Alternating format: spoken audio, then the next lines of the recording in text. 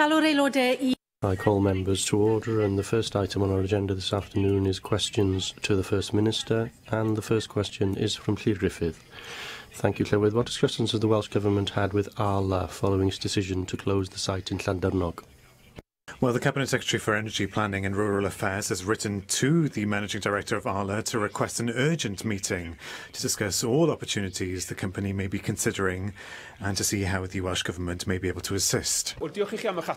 Thank you for that response. I know it's early days, but I would like to ask whether the government would be willing to consider maximising the potential of that site by looking at attracting others to operate from that particular site in future, because the concern is that if the site is mothballed, it closes everyone else out in terms of the opportunity to process milk in that area, and we don't want a situation such as the one we saw in Whitland in the west of Wales many years ago, where the site was vacant for many years, which meant in turn that it wasn't possible to process milk in that area. And that's important, of course, not only because we need processing capacity in Wales for all the reasons that I've outlined previously in my question to the Cabinet Secretary for the Economy last week, but also, of course, there is a commitment by Arla to continue to take milk from farmers in the North East, but for how long will they be willing to transfer that to Scotland and to Devon without ultimately deciding that it's not cost effective? Well, I understand that the Cabinet Secretary has had a meeting over the phone this afternoon. One of the things that was being considered, what opportunities there are for this site ultimately. I remember how difficult it was to ensure that the land was released in Whitland. I remember that I was the minister at the time to ensure that that happened, and it could have stood there mothballed for years in the town, and that's not something that people wanted to see, and it was something that they wanted to see being solved and the land being used. So there are two things: looking at the opportunities for the site itself, and second, to ensure that there is support available for the people who work there, and that will be available through the REACT scheme, and Business Wales is working with the company to see what opportunities there are. Mark Ashwood. Diolch Llywydd.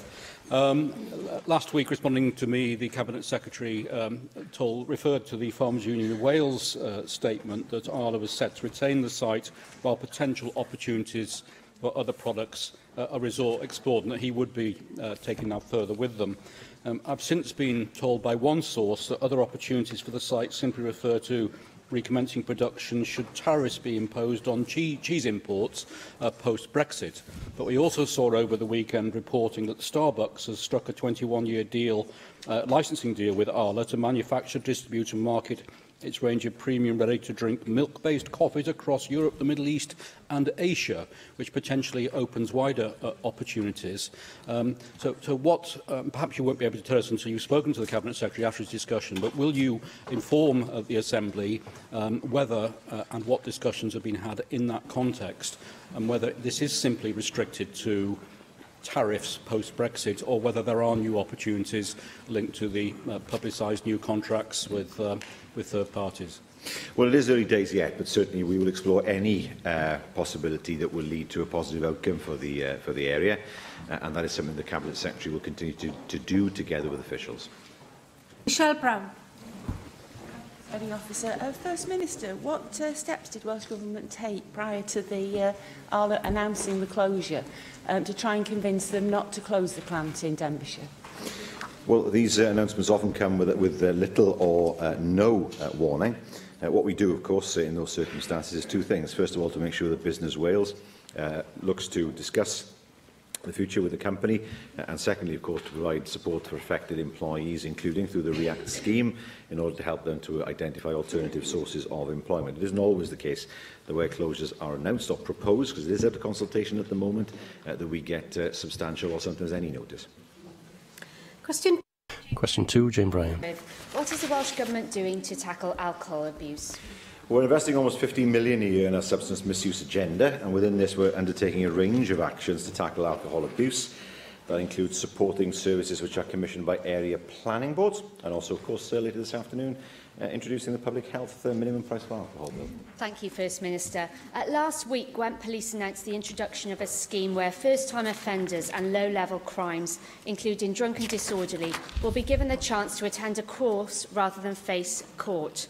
The course will be offered to individuals at the discretion of the police and no cost to the public, rather like the speed awareness course. Gwent Police are the first force in Wales to offer such a scheme as part of their wider strategy to tackle alcohol problems, reduce reoffending and ease pressure on the criminal justice system. Gwent Drug and Alcohol Service, a charity providing support and advice for individuals and families, have welcomed this scheme.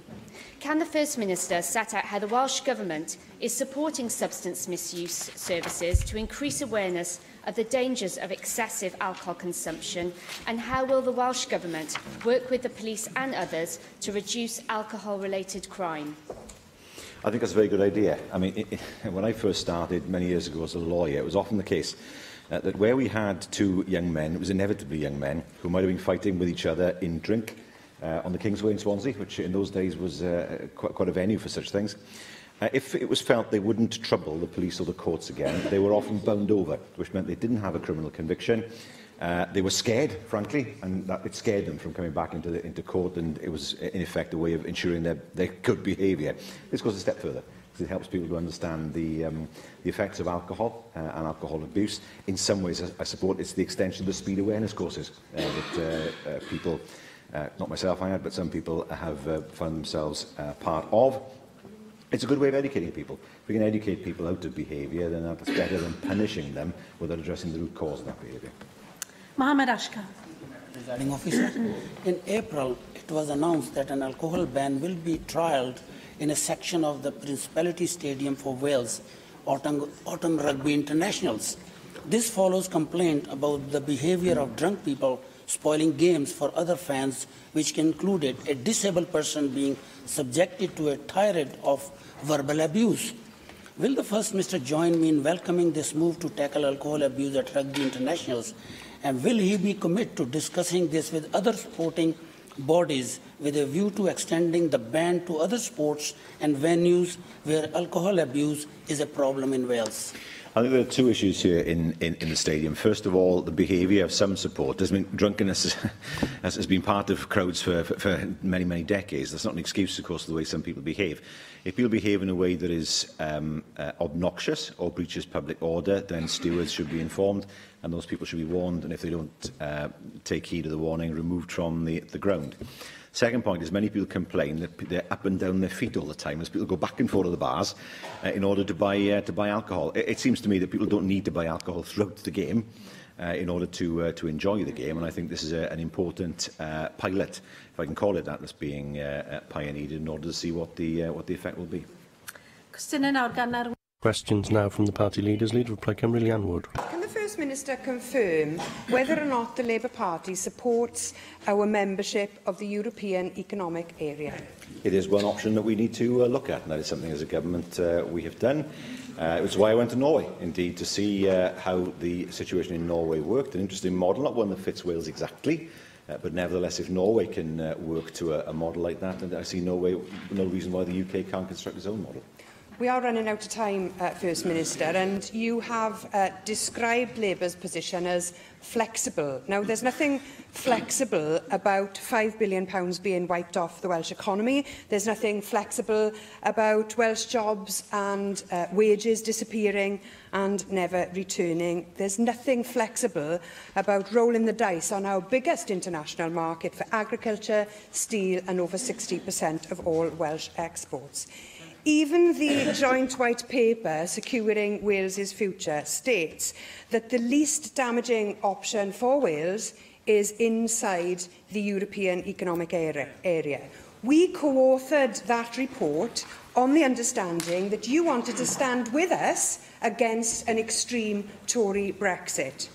Why are you abandoning your own analysis? And do you believe that your Westminster leader is right to clear the path for the Tories to pull us out of the single market? Well, look, I'm the First Minister of Wales. I'm not responsible for what happens at Westminster. What I can say is this: our position has not changed. Membership of the EEA is an important option that needs to be kept open.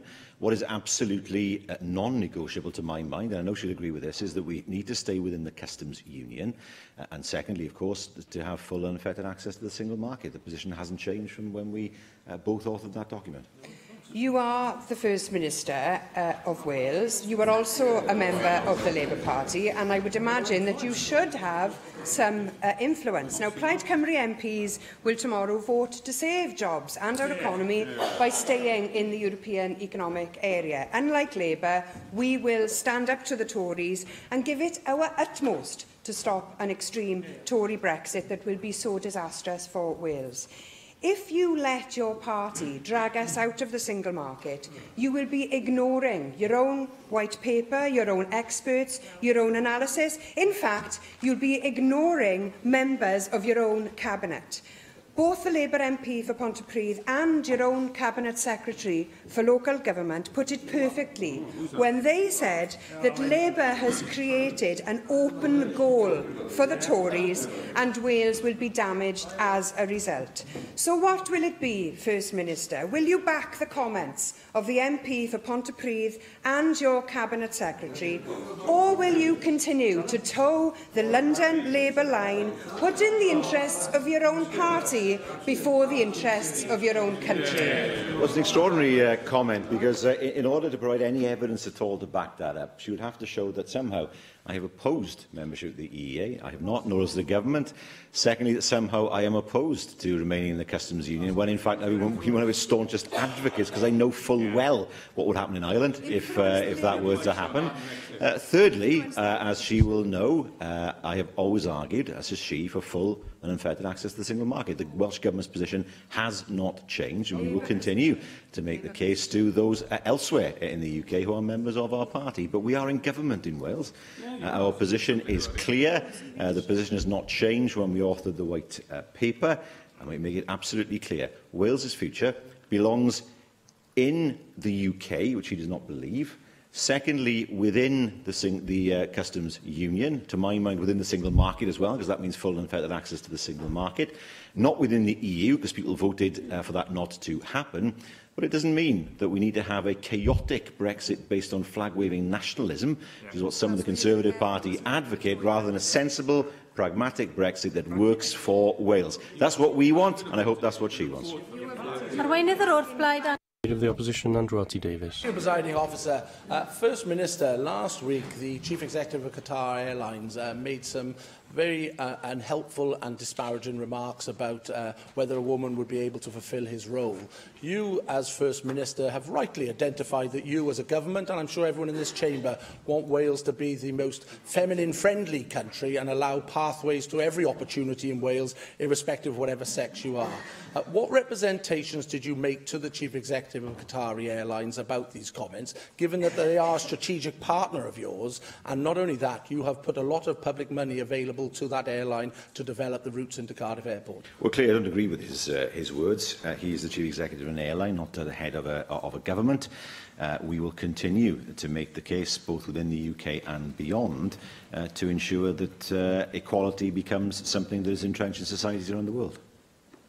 Sadly for that answer, First Minister, you give an indication that you made no representations whatsoever to the Chief Executive or the airline about these remarks.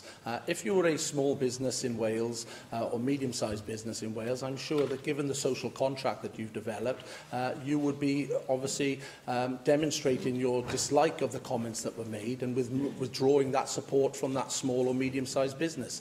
Another indication of the double standard here in Wales is the report today around Pinewood and the money that the Welsh Government made available to Pinewood to develop the facility in St Mellons. You talked of at the time in 2014 that there was the potential of £90 million to come into the Welsh economy. There was the potential for 2,000 jobs to be created by this development. We know about 50 jobs have been created, and at the moment there's a paper loss of about £9 million according to the Auditor General's figures. What's gone wrong, First Minister? Well, first of all, around about just over £4 million has been recouped, but many projects are still in progress. You wouldn't expect the whole lot to be recouped in one fell swoop. These are long-term projects, and the money is recouped over a longer period. I just wonder, I have some comments in front of me here, which I wonder if he agrees with. The addition of the globally recognised Pinewood Production Company to Wales's already rich film production industry is very welcome. An increasing number of blockbuster films are being shot at locations across Wales, and Pinewood's new base will offer even more opportunities to see Wales on film, from which the whole country would benefit. This very welcome announcement is further evidence of Wales's growing reputation as an ideal venue for filmmakers with the right skills mixed to tantalise future cinema goers and movie fans. I agree with those comments. They came from his own party, Susie Davis. Were made in light of your assertion that this investment could bring in 2,000 jobs, of which we know only 50 have been delivered, and potentially £90 million into the Welsh economy. Who wouldn't welcome such a proposition? But what we've seen with your management and your government's management of this particular bid is that you have failed to deliver any one of those targets that you set in 2014. But the point that I identify Qatari Airlines, where you have said nothing, the point I identify with Pinewood, another big internationally recognised company, is if you're a small business in Wales and you look at these big companies getting the money and then you're discounted from accessing the support of Welsh Government because you've made such detestable comments in Qatari's case or Pinewood's overestimation of the gains to the Welsh economy, you'll be scratching your head today and asking, what is the Welsh Government for? Isn't it the case, First Minister, that during your entire time as First Minister you've promised much and delivered little? Unemployment, 4.4%. Yep, historically at a low level. Contrast that with the Tory years, when it was continuously in double figures. The destruction they wrought is there for all to see.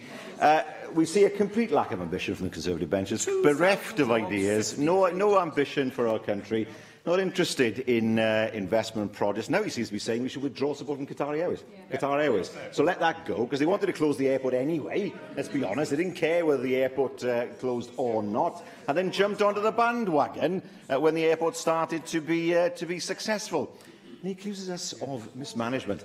Have a look at the way you've dealt with the railways. Have a look at the shambles you have made of the railways. It's a disgrace what the Tories have done to the railways. The money that's been hosed away, billions of pounds over the years, on a service that is substandard. Contrast that with what we've done as a government, delivering the best railway service ever for the people of Wales over the next few years. You look at employment, you look at unemployment figures, how low they are. You look at the fact that we've had 30 years of foreign direct, the best figures of 30 years of foreign direct investment. You look at the fact that we bought an airport in 2013, which he opposed. They wanted us not to buy the airport, they wanted to leave it closed. And now it's up by 50% in terms of passenger numbers. We have intercontinental links, and he accuses us of not doing enough for Wales. Have a good long look at yourselves and the destruction you've wrought as a party. Leader of the UKIP group, Caroline Jones. First Minister, last week there were some comments in the media with regards to English prisoners in Welsh prisons. Normally I wouldn't raise this as a matter because the issue of prisons is not devolved to Wales. However, these comments allegedly came from a member of your government. The Cabinet Secretary for Local Government and Public Services is believed to have said that Park Prison in our region, constituency, should not be used to house English prisoners. First Minister, can you clarify your government's position on this issue? And do you believe that prisons in Wales should only house Welsh prisoners? Well, firstly, the Cabinet Secretary is clear that he did not use those words. And secondly, well, no. I mean, clearly, it can't be the case that only Welsh prisons can be in Welsh prisons, because there are some prisons that don't exist in Wales that need to house Welsh prisoners. Category A prisons, for example, we don't have a women's prison either. So we couldn't create some kind of self-contained prison system under current circumstances, because that would mean that would affect us more than anybody. Thank you for clarifying that, First Minister. As you've rightly said, we have no women's prison in Wales and not a single Category A prison. In fact, the prisons are severely overcrowded in Wales. Wales has 4,747 prisoners, and only across the 5 prisons has an operational capacity of 3,700. So a large number of Welsh prisoners are incarcerated in Welsh prisons hundreds of miles from home. And this is believed to be a significant factor in self-harm and suicide. So in your government's submission, to the Commission of Justice. You appear to be making the case for prisons to be devolved, and is this the case? And if so, would the Welsh Government support building new prisons in Wales to relieve the overcrowding and the safety issue regarding staff, the self-harm of prisoners, and to house prisoners closer to home in relation to rehabilitation? Well, we do think the devolution of prisons along with the rest of the criminal justice system should be considered for devolution. It would take some time because clearly we've had an integrated system with England for a long time. But it simply isn't enough for us to say, well, we will take control of the prisons and carry on with the same policy as before. There's an opportunity now for us to look at a new system of penal policy and in order to make sure that we have a policy that's tailored for the needs of Wales. And that, to my mind, includes looking at different types of prisons, their sizes, their success in terms of reforming prisons, and that's all that's all an important part of consideration of a Welsh penal policy should prisons be devolved. Thank you for that, First Minister. I'm sure we can all agree that in the interest of safety of staff and prisoners regarding self-harm, that something does need to be done on the capacity of staff as well, for the staff to be increased in order to provide a safe environment and in order to help with rehabilitation and prevent reoffending. So, regardless of where the responsibilities over prisons lie, the Welsh Government has a role to play in the rehabilitation, as you've just said, and an effort through the provision of health services, education, housing and employment issues. So, First Minister, I'm yet to be persuaded that there is a case for devolution of the justice system, prisons in particular, as I don't believe we can go it alone. However, it is clear that there has to be greater cooperation between the Welsh Government and Westminster here. So what discussions have you had with the UK Government about improving access to rehabilitation services in Welsh prison and the impact of overcrowding, which eventually helps aids reoffending? So, regarding staff shortages and the impact on rehabilitation of prisoners, can you please answer those questions? Thank you. Well, it is tricky because many services that are provided within prisons are devolved services. And it's not the easiest fit to make with a non-devolved service and a devolved service in order to provide those services. We've done it, but there will be easier ways of doing it. Which is going it alone. I mean, Northern Ireland has a prison system, so does Scotland, so for that matter, does the Isle of Man, and Jersey and Guernsey. It's not entirely self-contained, and there will always be, to my mind, a case for some of the most dangerous prisoners perhaps to be housed in one or two places, or three probably, around the whole of the UK, rather than us doing it in Wales. We have to pay for those prison spaces, but the number of offenders in that category is actually quite low. So it may well be that we may not want to pursue the option of a Category A prison in Wales. But there's no reason, in principle or in theory, why we couldn't run the justice system ourselves, given the fact that far smaller entities such as Northern Ireland have been doing it, well, for nearly 100 years. So, no question. Question 3 is withdrawn. Question 4, Paul Davis. Will the First Minister make a statement on the future of health services in West Wales? Well, Hywel Dda University Health Board is currently consulting on its proposals to transform community and hospital services in West Wales. May I encourage everyone with an interest to engage in the consultation and to have their say in helping to shape future services for the region. First Minister, I'm sure you're aware of my opposition to the current proposals of the Hywel Dda University Health Board, bearing in mind that each of the three options proposed by the Health Board will lead to the downgrading of Withybush Hospital, which is unacceptable to the people I represent. Do you therefore share my concerns and the concerns of the people of Pembrokeshire that there is no option in the consultation which would safeguard services at Withybush Hospital? And do you agree with me that any decisions on the future of health services in West Wales must respect the views of the people that those services serve? Well, it's vital, of course, that there is a wide-ranging consultation that's happened up till now. Almost 1,964 questionnaires, online questionnaires, have been completed. Over 500 postal questionnaires as well. The meetings have taken place and they've been well attended. And what's important to remember, of course, is that what's been placed in the document itself has been developed with doctors, nurses and staff and people who provide care, representatives of patient groups and their partners as well. So it's not something that's political in nature. It's not something that's been written by someone sitting in an office. It's been put together by someone who works in the health service. So it's vital that people do take their part in this. I'm not expressing an opinion, and the member wouldn't expect me to do so. But it is vital that people do express their opinions about what structure they want in West Wales. Simon Thomas.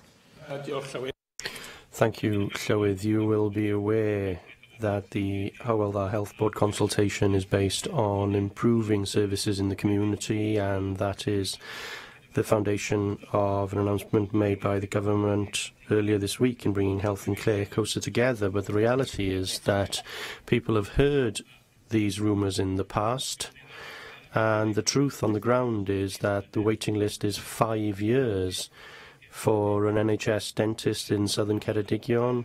You have to phone in the morning for GP surgery appointments, used often in terms of managing access to primary care. Wouldn't it make more sense that the Health Board at least show the residents of the Hywel Dda area that they can do these basics right before they start to talk about things such as castles in the air, such as new hospitals? Well, no, I don't think there's anything wrong with having a new hospital. In principle, I think that's something that is being considered. I want to see hospitals being opened across Wales, but what's important is that the structure is the right one. With doctors, of course, there's no reason why people should phone doctors in the morning. It's not for the health board to do that. There are several surgeries across Wales that don't demand that they do that. So that's the choice of the surgery and the GPs. I can say that there are several surgeries across Wales that do give people an opportunity to make appointments online. They can do that. They can phone up to make appointments. And it's the GP's choice, and that's something that they'll have to explain to their patients. Lee Waters. Joyce Watson. You will be aware, of course, First Minister, that there is a consultation that is ongoing and that it doesn't finish until the 12th of July. And I did make a request here some weeks ago about having additional opportunities for people to take part in that consultation, and Hywel Dda Health Board did respond. I hope that you would reiterate again, because it is a consultation, nothing is fixed as yet, to encourage people, whoever they are, and particularly whatever their views are, so that they can be considered in the final document that will come out for consideration post-consultation.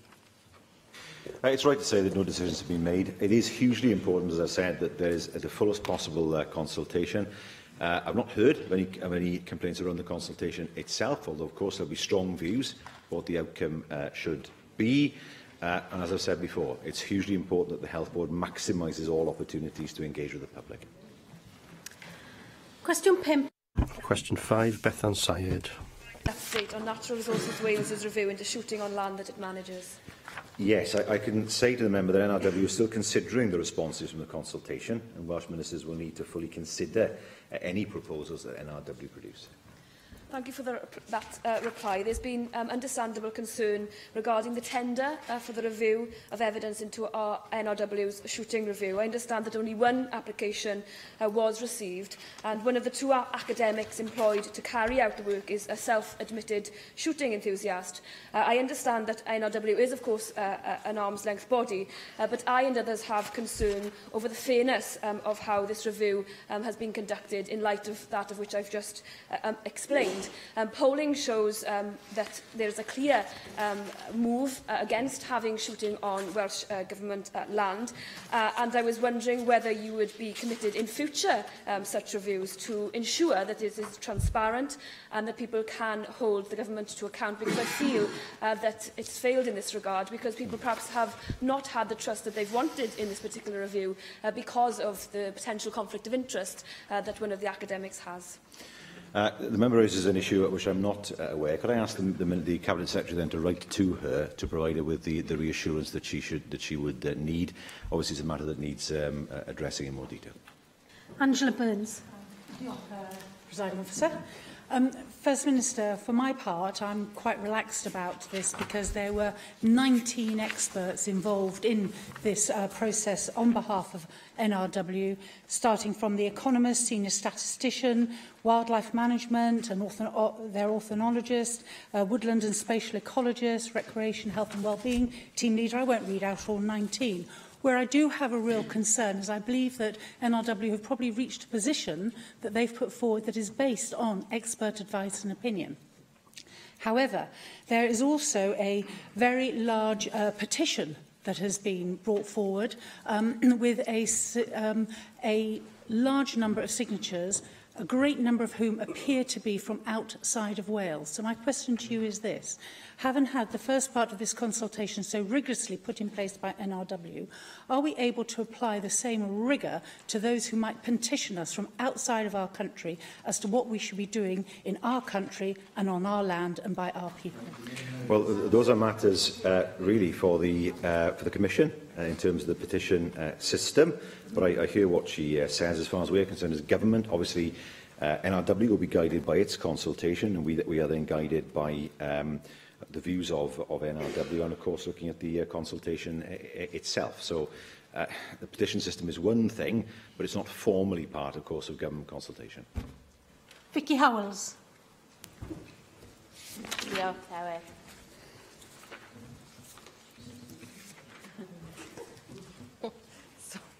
Okay, we'll move on. Question 6, Jenny Rathbone. Question 6, Jenny Rathbone. Thank you, Presiding Officer. What additional action will the Welsh Government take to tackle air pollution in Cardiff? Well, we've issued a direction to Cardiff Council requiring them to undertake a feasibility study to identify the option or options which will deliver compliance with the legal limits for nitrogen dioxide in the areas for which the authority is responsible in the shortest possible time. Clearly, this is a very serious matter because we have the potential for further legal action in the High Court hanging over us if we are not seen to be addressing this major health problem as quickly as possible. The Keolis Amy contract for delivering rail and metro is extremely welcome. The increased hi-fi on the trains will encourage more commuters to do the right thing and actually be working while they're travelling rather than sitting in a car. And the additional carriages and the additional frequency of trains is also very important to get that modal shift that we need. But I just wondered what work the Welsh Government's doing in conjunction with Transport for Wales to identify new tram routes to serve particularly east as well as south of Cardiff, which cannot benefit from upgrading of existing suburban rail lines. And additionally, what discussions has the Government had with Cardiff Council on the possibility and the need for a congestion charge or a levy? Well, the matter of a congestion charge will be a matter for Cardiff Council. With the Metro, the fundamental principle of the Metro that I wanted to ensure was that it would be extendable. And that means, of course, the Metro had to look like other modes of transport, such as light rail, because light rail is far easier to extend than heavy rail. And the first example of that will be the line down to the Bay here in 2023, but there are other phases. East of Cardiff is badly served by the rail network. Cardiff Parkway will improve the situation, but that's not enough of itself. In future phases of the Metro, there are plans to look at light rail, tram, for the eastern part of Cardiff. I've seen the maps to make sure that the gap that does exist there is filled in the future. So the Metro map as it is not meant to be the full extent of its reach, but there will be the opportunity to extend the Metro via light rail into parts of Cardiff that have been poorly served in the past. David Melding. First Minister, many cities around the world are striving to become carbon neutral, some by as early as 2025, and this would obviously have a significant impact on air quality. The Mayor of Greater Manchester, Andy Burnham, has brought forward their target for carbon neutrality by a decade. We in the Welsh Conservatives have recognised the need for greater ambition here and have called for Cardiff to be the first carbon neutral capital city in the UK. I wonder if you share this type of ambition. Ambitious. I think it's something that is potentially achievable. It's something I know that the Cabinet Secretary will want to achieve as well. We can't wait for the technology to deliver. the reductions we seek by themselves, but we do need to offer, of course, people a comfortable, reasonably priced, frequent service that lures them away from their cars. And that's what the Metro is intended to do, to make sure that people don't feel that the only way into work for them is to travel by car. Simon Thomas. Thank you, Presiding Officer. One of the reasons that Cardiff has suffered from poor air quality in the past and still does, according to recent court cases, is major polluting plants on the outskirts of Cardiff. Aberthaw, for example, has been taken to court on more than one occasion. It's really important, I think, as we develop our energy infrastructure, that we take the right tools, including environmental impact assessments, on any new developments. It's been of great concern for many in Wales that the Barry incinerator that was proposed and is still going ahead at the current time has not had a full environmental impact done on it. It's very difficult to judge the quality of air that will affect people in Barry and Cardiff if we don't do such an environmental impact. Now, I know the Environment Minister is considering whether to order such a full environmental impact. Will you, as First Minister, ensure that that is done for both the residents of Barry and for Cardiff and for the wider South Wales area? Well, it is something that's under consideration, as the member says, by the Ministers for her to consider further. He is right to say that one of the things we need to do is to look at ways of reducing the carbon footprint of energy generation, which is why we need the tidal lagoon. Yeah, apparently, there was going to be an announcement yesterday. That's been delayed. Allegedly, an announcement towards the end of the week, if indeed the government is still in place at that point.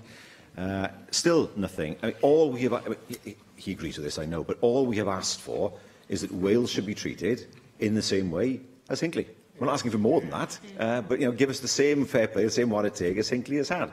Now, it's up to the Conservative Party here in Wales and indeed in Westminster to show that they can deliver for Wales what they've already delivered to parts of England. That's their test. Can they show they're up to it? Question 7, Mike.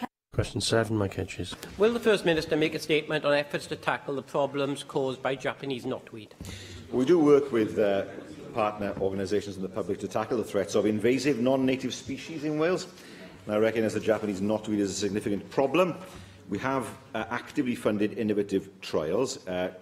Two things. First of all, chemical treatments, but secondly, biocontrol through using natural psyllid predators. Of course, you have to be careful doing that in case you introduce an even greater problem, as the Australians will tell you some of the things that they've done with sugarcane particularly.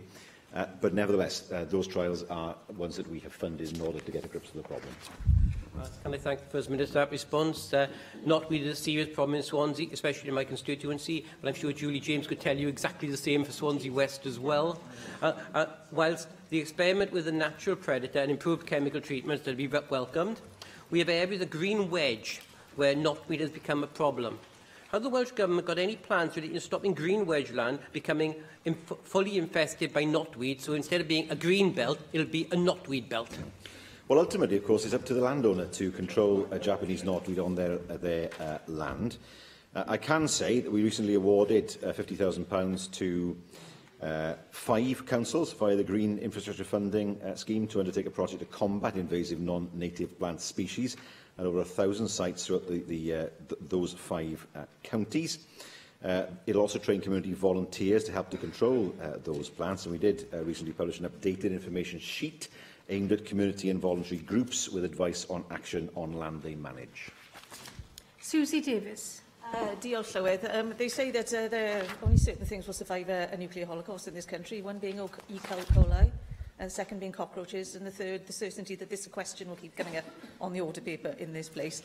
You may have heard recently that there have been some ideas that perhaps we should eat more of this Japanese knotweed, as it's full of vitamins and minerals. You can't eat our way out of this problem, obviously. So my main question to you is, have you had any information from local authorities that there has been any illegal dumping of Japanese knotweed in our landfill sites? Not that I'm aware of, but I'm sure that there are examples of it. I have not... That is a biocontrol method I've not heard proposed before. I wasn't aware the Japanese knotweed was in fact edible. I suppose I should add the caveat, if anybody's watching this, that do not try this at home until it's been fully tested. I'm told, well, the Leader of the House tells me it's quite horrible. I won't ask her whether that's personal experience or not, but it's not a recommendation from her. Edible but horrible. So that's the That is the government line on the consumption of Japanese knotweed. There's an important point here. Knotweed is an incredibly invasive species, easy to move around, and of course it's hugely important that there are new ways sought to control it, but also of course that any kind of illegality regarding its dumping is dealt with as quickly as possible. David Rowlands. Well, it is a well recognised fact that Japanese knotweed is one of the most pernicious plants ever to be introduced to the British Isles. I understand that local councils have a duty to control knotweed infestations. As these infestations can blight private houses, it is essential that these controls are in place. And yet even a cursory observation of mostly urban areas show that control measures seem not to be being applied. Would the First Minister consider reissuing guidance and perhaps a reminder to local councils of their duty in this regard? Well, I think I made reference just a little earlier to the guidance that we have recently provided, updated guidance in the answer I gave to the member for Swansea East. That's aimed at community and voluntary groups, and that advises them on action that they can take, and local authorities, of course, will be aware of any statutory responsibilities that they have. Question 8, Joyce Watson. Question 8, Joyce Watson. What consideration does the Welsh Government give to the Trans-European Transport Network in developing its transport plans? Our investment in the road network to meet European standards and our continued lobbying for UK Government to invest in our TEN-T rail network demonstrates the importance we place on good transport connectivity with the rest of the UK and Europe. And thank you for that answer. But planning ahead, there are examples of non-EU members being part of the TEN-T network. For example, Switzerland is. Is that something Cabinet has discussed in terms of post-Brexit planning? Because the extent to which we coordinate with the EU on improvements to our major transport infrastructure, our roads, rails, airports and seaports, will have a huge bearing on economic activity for decades to come.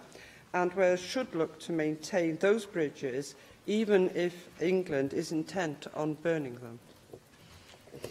The difficulty is geography, of course. I mean, we have to make sure that, that the network stays in place across the whole of southern Britain particularly.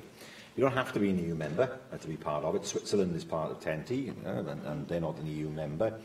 And, of course, the network links two EU members, Ireland on the one hand and the countries on the continent on the other. So there's no reason at all, rationally, why we shouldn't form part of that network. Only the most blinkered Brexiteer and flag waver could possibly think that being part of an integrated programme to improve transport links is some kind of European plot. So there is no reason why we shouldn't stay part of this network. Russell George. George Flywyth, can I ask First Minister how you are engaging with the UK Government in regards to these routes? As clearly as you just pointed out, this is a matter that stretches across the border, and it's clearly that important that both governments work together. It is, and we do when we can. I mean, in his constituency, of course, he will know. He is seeing the Newtown bypass being constructed as we speak, which I know he's welcomed. He will have had the Four Crosses bypass as well, and then, of course, once through Llanymynech, the road starts to slow down, going through Pant into Shropshire and beyond. And it can be difficult to engage the Department for Transport so that they understand how important roads that seem peripheral to them are in fact to us and to the communities that live along those roads as well in England. So we will always continue to work with government in England in order to make sure that our road network and indeed our rail network is as interconnected as possible. Question 9, Lynn. Question 9, Lynn Eagle. Will the First Minister provide an update on discussions with the UK Government on Brexit? Yes, we continue to use a range of channels for discussion, notably the JMC plenary and European negotiations, EN. Most recently, at political level, there was the first meeting of the Ministerial Forum on EU negotiations on the 24th of May. Thank you. I'm sure that the First Minister will have read with concerns details of the UK Government's plans for a so-called doomsday Brexit, under which the second worst scenario of us leaving the EU without a deal would lead to the Port of Dover collapsing, food shortages, fuel shortages and the NHS running out of medicines within 2 weeks. Can I ask the First Minister what discussions you've had with the UK Government about these so-called doomsday plans, and given that the UK Government's handling of Brexit is becoming more shambolic by the minute, what assurances can you offer that we will not encounter disruption to key services like the NHS in Wales? The problem we have is that we don't have a sensible government in London. We don't even have a government that is absolutely determined on a hard Brexit and absolutely determined to move it forward and come what may with a majority in Parliament. What we have is a mess, an absolute mess. David Davis returned from wherever he's been for the past few months to complain about Northern Ireland. A resignation again this morning of a government minister in London, not happy with the direction that the Tory government is taking. You know, we have a Prime Minister who is in a position of grave weakness, who has to appeal for unity within her own party because of the backstabbing that's taking place. We have our own Foreign Secretary thinking that Donald Trump should lead the negotiations and not his own party leader. Not his own party leader. I mean, you could not make this up. I mean, if I was a comedy writer, I mean, people would think this was too far-fetched. So we do need something more sensible, certainly in London. There's no question about that, because it's in no one's interest for this chaos to continue. So we've made the point, rationally and calmly, that people's views have to be respected. The referendum result has to be respected, but it has to be done in the most sensible way possible. There are those who support Brexit who say people voted in the referendum for the hardest Brexit possible. That's not what the election result last year taught us at all. People didn't vote for a hard Brexit. They were offered the opportunity by Theresa May to vote for a hard Brexit, and they said no. And that is the reality of the democratic position. When I see newspapers in London saying this is some great betrayal, they forget the result last year and what people actually voted for last year. My belief is what people want is they want the result of the referendum to be respected and for Brexit to happen, but they want it to be done in the most sensible and rational way possible and not in a way that damages the UK. And I have to say, one of the things that troubles me is I don't believe the ports are in any way ready for a hard Brexit in March. We will then see delays at the ports. We will see lorries Dover, not just in Dover, potentially in the Welsh ports as well. Lorries backed up down the road, nowhere to park them, delays, goods going off, perishable goods. And what then will the UK government do? They'll blame the ports. They'll blame the ports. That's what they'll do. They'll say, well, Dover, it's your fault. You didn't invest properly, and it's not our fault. Gov, it's the fault of the ports. Or they'll come to us and say the delays in Holyhead and Pembroke Dock and Fishguard are your problem because the Welsh government controls the ports. Well, that's not good enough. I mean, if there's going to be planning for a hard Brexit, which is happening, and in some ways you can understand why that's happening, prepare for the worst, then there has to be money on the table to help our ports to deal with the inevitable consequences and delays that will actually occur. And that hasn't happened. Instead, what we're getting is nothing happening, and the potential, I think, for ports to be told, any delays are your fault. Mark Reckless. First Minister for his statement. Of course, it would be for the UK government to decide what, if any, restrictions or customs it wanted to put or not put on goods coming into the country. But, First Minister, you made it clear earlier that your government still supports staying in a customs union with the EU and staying in the single market. Previously, you have suggested you respect the referendum result and there shouldn't be a second referendum. However, you're no longer able to claim that that is the position of your government, because you allow ministers to speak out and say that, notwithstanding the vote of Wales and the UK in that referendum, we shouldn't have that and they should be made to vote again. Do you not understand that if the position is that there has to be another vote on any deal, all you do is incentivise the European Commission not to offer any attractive negotiating arrangements? Why does he hold the electors of Britain in such contempt? People have decided what's going to happen. They have an equal say in how it's going to happen. They're not excluded at that point. Thanks, you all voted. From now on, you're an irrelevance. That's what he's saying to the people of Britain. Now, I don't advocate a second referendum on the issue. The referendum's been. His party did. His party did after the 1997 referendum. They went into the general election in 2005 with a commitment for a second referendum on devolution. So they're bad losers. They're bad losers on that side. We accept the result that was that we saw 2 years ago. But surely it is right that the people of Britain should decide how Brexit happens. It's not for the elites in the UK government to decide how it happens. It's for the people. And I don't see why there is such fear in Westminster, amongst the Conservative Party, of allowing people to say on how Brexit happens. People have decided the direction. They have every right to determine how the car is driven. Thank you, First Minister. The next item is the business statement and announcement, and I call on the Leader of the House to make the business statement. Julie James. Diolch, Llywydd. There's just one change to report to today's business, which is to reduce the length of this afternoon's statutory debate on the Public Health Minimum Price for Alcohol Wales Bill.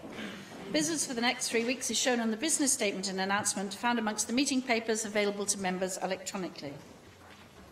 Mohammed Ashkar. Thank you very much, Madam Presiding Officer. May I ask for a statement from the Cabinet Secretary for local government on level of fee local authorities in Wales are able to charge for their services? I have been contacted by a constituent in Newport who is involved in a dispute over the height of trees in a neighbouring property. He has now approached Newport City Council for help, but they charge him £320 before they will even consider the complaint. Could we have a statement from the Cabinet Secretary on whether he believes that the scale of these fees is appropriate and whether he will lower the cap to ensure they are not used to boost the income of local authorities by fleecing local residents? Yes, I think that's a sort of issue that the member should raise as a constituency issue with the Cabinet Secretary by way of correspondence. Simon Thomas. Diolch, Llywydd. Could I raise two issues with the Leader of the House? First of all, could I ask for a statement from the Cabinet Secretary for Health and Social Services regarding the interoperability of the performers list in Wales and England. This is as I understand it, the list that allows GPs to come from England to practice in Wales, and I suppose vice versa. It's been raised with me several times by GPs in my region. I've got a particular issue at the moment in the Dyfi Valley, where, for example, a practice has tried to get 3 locums recently. One locum took 6 months to get onto the performers list in Wales. Another one took 2 months to get onto the performers list in Wales, even though he was actually working in Bristol checking blood tests. But because the blood tests were from Wales, he had to be on the performers list in Wales. And 2 months delay to do that is, I think, inordinate when you think about it. I don't understand the full background as to why we can't have a completely interoperable list here. Of course, I support devolution of the health services in Wales, but I want us to share commonality with England in that regard. And it is what's stopping many GP practices successfully using locums in the most appropriate and effective way, because they're engaging with them, paying some initial costs for them, and then they're not actually working for them for several months. And this is what's holding back many GP practices, actually, not their willingness or otherwise to answer the phones in the morning. That's just a way of rationing services. And let's be honest about it, and we may as well face that fact. So can we have a statement or a letter to AMs about how does this work?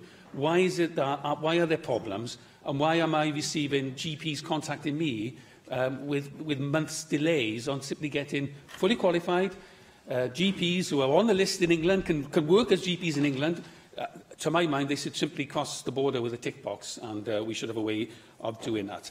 The second issue I'd like to raise with you isn't for a statement, but it is very much around the business of the Assembly for the next couple of days. So we've had a little bit of a ding-dong around whether the First Minister does involve himself in Westminster politics or not. I think we conclude he does. And we think we all have an interest in what's happening in Westminster today. So we have the debates and the amendments on the EU withdrawal bill from the House of Lords. And we have 1.5 hours to discuss the whole bunch of amendments around devolution, around the operation of both Wales and Scotland, which I think is a disgrace that so little time has been allowed for that debate. But within that set of devolution amendments, we have amendments that potentially affect our legislative competence here. We have amendment from your party, from Jeremy Corbyn himself, with Keir Starmer as the seconder, on an amendment that changes the 5-year rule that we have at the moment around regulations carrying on for 5 years post the operation of the EU withdrawal bill to 3 years. Now, that itself is actually different to your intergovernmental agreement. The intergovernmental agreement allows for 5+2. Your own Labour leader is saying it should be 3+2. So, straight away, something we voted on, Plaid Cymru certainly didn't support it, but something we voted on as Assembly several weeks ago could be changed today in the House of Commons with a different set of amendments. This does underline, I think, just how chaotic Westminster is in dealing with devolution. And I think, I have to say, to be frank, it underlines a lack of coherence in your own party in the way that you're addressing this. Now, I won't rehearse the old arguments we've put forward that you did this intergovernmental agreement too early and you did it in haste and maybe now are repenting at leisure. But can you tell the Assembly how you will deal with these issues as you receive reports from the House of Commons, as we see any impact on the devolution settlement? How do you intend to give us that information, and how do you intend that the Assembly over the next few days should respond to some of those amendments that might now change the EU withdrawal bill? Yes, well, on that second one, we're confident that the amendments are unlikely to have an effect on the LCM. The LCM was drafted in such a way as to be quite resilient in that regard, but obviously we will be keeping an eye on what's happening in Westminster, and if anything happens that does affect that, we think that's very unlikely, but if it does affect that, then obviously discussions with Llywelyn about how to deal with that will take place. But I emphasise that we think that's unlikely at the moment. We always did say that we thought the position could be improved, but that we were happy with where it's got to, and that remains the situation. So on that. But we are obviously keeping a weather eye on what's going on, and indeed it's been the subject of some discussion between Llywelyn and ourselves about keeping that weather eye on it. So we'll be doing that this week. Many of us will be taking a very large interest in what happens this week, for obvious reasons, as you said. In terms of the other matter, I will discuss with the Cabinet Secretary for Health what the best way of making sure that members have all of the information necessary to understand the system. And I think that's probably likely to be by letter to AMs. But I'll have a discussion with him to make sure that members are in possession of all the information that they need in order to be able to understand how that system operates. Julie Morgan. Thank you very much. Last week we had the very bad news that House of Fraser is closing stores in South Wales. In Cardiff, it's in the iconic Howells building. And, of course, there's House of Fraser in Cwmbran too is closing, and that will be the loss of 438 jobs in total. And I know some of my constituents work in the Howells in Cardiff, which is in Jenny Rathbone's constituency in the centre of Cardiff. So this is a real terrible blow, and certainly in Cardiff, Howells store opened in 1865.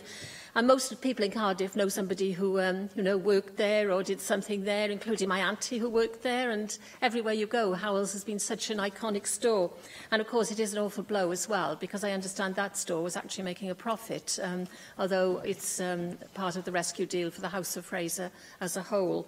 So could we have a statement about what help can be given to the members of staff, the affected staff?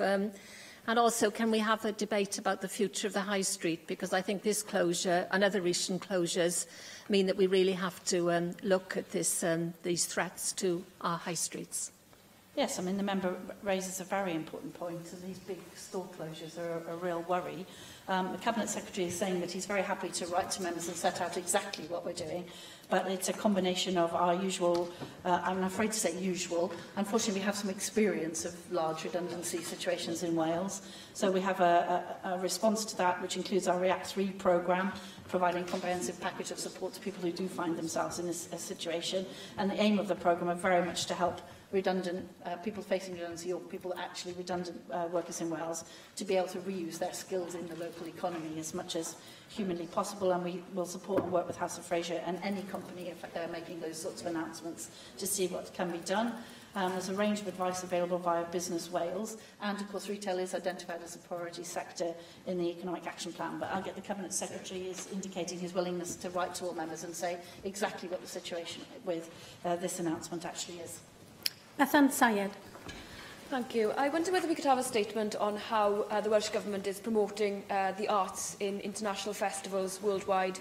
I ask because I've had representation from a poet currently living in Brittany, originally from Wales, who is interested in the promotion of Wales at the festival Interceltic in Brittany.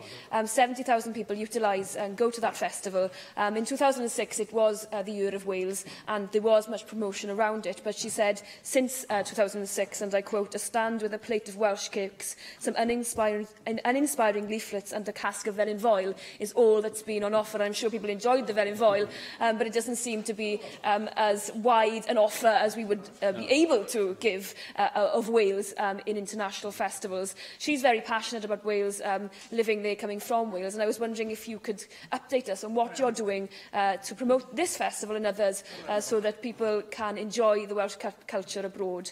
My second question is, we saw, did we not, how Scotland beat England in the cricket recently. We've had a debate here via the Petitions Committee about the creation of a Welsh cricket team. People said, well, they'd only be playing Scotland, so that's not a very good thing to aspire to, but now we've seen Scotland beating England. We want to have a cricket team for our nation so that we can celebrate, as Scotland is currently celebrating. So I was wondering if you could have an update from the Welsh Government on their views on this. I know there has been a clash of views, but whether they reconsider in light of what has happened in Scotland. I have to admire the member's optimism that the creation of a team immediately brings a celebratory as somebody from Swansea, I have to tell you that that isn't always the case. Yes, it's.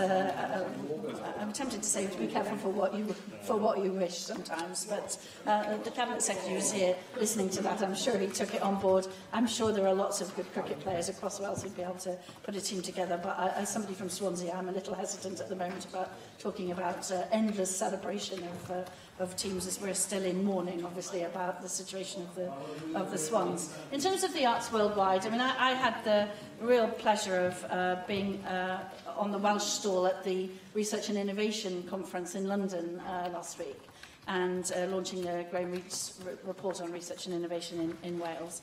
And it was great to be able to celebrate a very large range of Welsh contributions to arts, culture and intellectual endeavour across the world. So I take a point, and I'm happy to discuss with the Cabinet Secretary where we are at the moment. I was able to go to several festivals during the Year of Wales, and it was great to be able to see that. So I'll have a discussion with the Cabinet Secretary about what's currently happening and what we can do to make sure that members are aware. Mick Anthony. Leader of the House, you'll be aware of the Scottish Government's decision to hold an inquiry into the policing of the miners' strike. And you'll be aware that this is a result of the UK Government's refusal on a number of occasions, with the Home Secretaries Amber Rudd and then Theresa May, whom I met with on the occasions, refusing to hold such an inquiry despite considerable amounts of new evidence and documentation coming. And the reason it's being important is because not only a number of Welsh miners who were arrested, charged and then successfully prosecuted, took action against the police for malicious prosecution, is the fabrication of evidence and the abuse of power that occurred and where the orders for that abuse came from. And its relevance, of course, being that that conduct was, of course, then repeated subsequently at Hillsborough and then at the Rotherham inquiries. And that is why that conduct is important. Now, of course, Scotland can have the inquiry because the situation with policing there is devolved and we can't. Can I ask then that what the Welsh Government will do is that it will formally support the action of the Scottish Government in holding its own inquiry there, but it will also make further representations to the new Home Secretary that it's about time the UK Government now held that inquiry, disclosed the documentation that is available, because there are real questions to answer about abuse of power, where the orders actually came from, and one can only ask the question, what has the Tory Government got to hide? Yes, I think the member makes a series of excellent points. It's long overdue that such an inquiry takes place. The Cabinet Secretary is indicating his extreme willingness to do both of those things, both support the Scottish Government and to write to the new Home Secretary. We haven't written to this Home Secretary, so to write to this Home Secretary and urge that such an inquiry takes place to cover the situation in England and Wales. Steffan Lewis. Diolch, Llywydd. Could we have a statement from the Minister for Children, Older People and Social Care on the future of the childminding and daycare exceptions Wales Order 2010. Members will be aware that this is the instrument that excludes registered childminders from government funding if they are caring for the children of relatives. I think perhaps it's a good time to look again at those exceptions in light of the disappointing uptake in the government's childcare scheme. Now might be a good time to reconsider the exceptions to see whether that scheme can be expanded and that uptake can be enhanced. So could we have an update and a statement from that Minister on this issue as soon as possible, please? Yes, the Minister's indicated that he's looking at the situation with regard to looking after relatives' children and what can be done to ensure both that the safeguarding rules are interpreted properly, but also that we facilitate it in various, I mean, there are any amount of scenarios to be looked at, but he's already indicated his willingness to do that, and I'll make sure that he indicates the timescale for that to all members as well. Jane Hunt. Welcome, Leader of the House. The debate, the fact that Stella Creasy MP secured cross-party support for the emergency debate on the Northern Ireland abortion law last week. The debate didn't hit the headlines, but it was Anna Soubry who reminded the DUP that 724 women come to the UK every year to have an abortion, as the MPs last week called for an urgent action to reform the law in Northern Ireland. Does the Leader of the House agree that Stella Creasy has identified an opportunity for Northern Ireland and devolved nations to consider a new legislative framework to decriminalise abortions up to 24 weeks by amending the 1861 Act, which in fact was amended by the 1967 Abortion Act? And can we ask the Welsh Government to consider this legislative prospect? Yes, I was very pleased to see that Stella Creasy got that debate. I know the Health Secretary is very keen on looking to see what we can do to assist. I'm sure that he'll be very happy to consider what we can do, if we can, to help people who are stuck in that situation, which is something which is, well, it's beyond contemplation what somebody goes through if they're put into that position. So I know that he'll be very happy to look at that. Nick Ramsey. Diolch, Llywydd. Leader of the House, I wonder, this lunchtime I was pleased to attend an event hosted by Julie Morgan for breast cancer care at the Pierhead, and I know that other members, Sian Gwentley and Jenny Rathbone, I think as well, Hannah Blythen, attended. It was an excellent, very moving event, actually, hearing the first-hand experience of sufferers from breast cancer. The organisation seeks to provide better all-round care following treatment, medical treatment for breast cancer. So I wonder if in light of that event and some of the very interesting issues raised, whether we could have a statement from the Welsh Government on how you intend to support organisations like this so that people who have had breast cancer surgery don't feel then that they're all at sea after that, but they feel that they do have that sort of all-round care and support that they need to make a full and a lasting recovery. Yes, I'm sure the Health Secretary will be more than happy to update members on what the post-breast cancer care is. And the member will be aware that I am myself a survivor of breast cancer, and I have to say I was extremely grateful for all the support I received. It is essential that you have that support in order to put your life back in order. I know the Health Secretary shares those views. Joyce Watson. Diolch, Llywydd. On Sunday, I took part in a litter pick in Llandannog Beach. And within 1 square metre of that shoreline, we collected this rubbish. And as you can see, this is considerable rubbish. And remember, it's 1 square metre's worth on the tide line. And what you will see is that 99% of it is plastic. But large volumes of it are the very small plastic straws from the drinks that most children have. So the question that I want to ask, Leader of the House, is whether the Welsh Government would consider looking at stopping or indeed reducing the supply of those types of straws through its public procurement policy. In 2015, your predecessor made this statement. The recent passing of the Wellbeing of Future Generation Wales Act 2015 gives us a new opportunity to advance the principles of public procurement in Wales, building on the good work since 2012.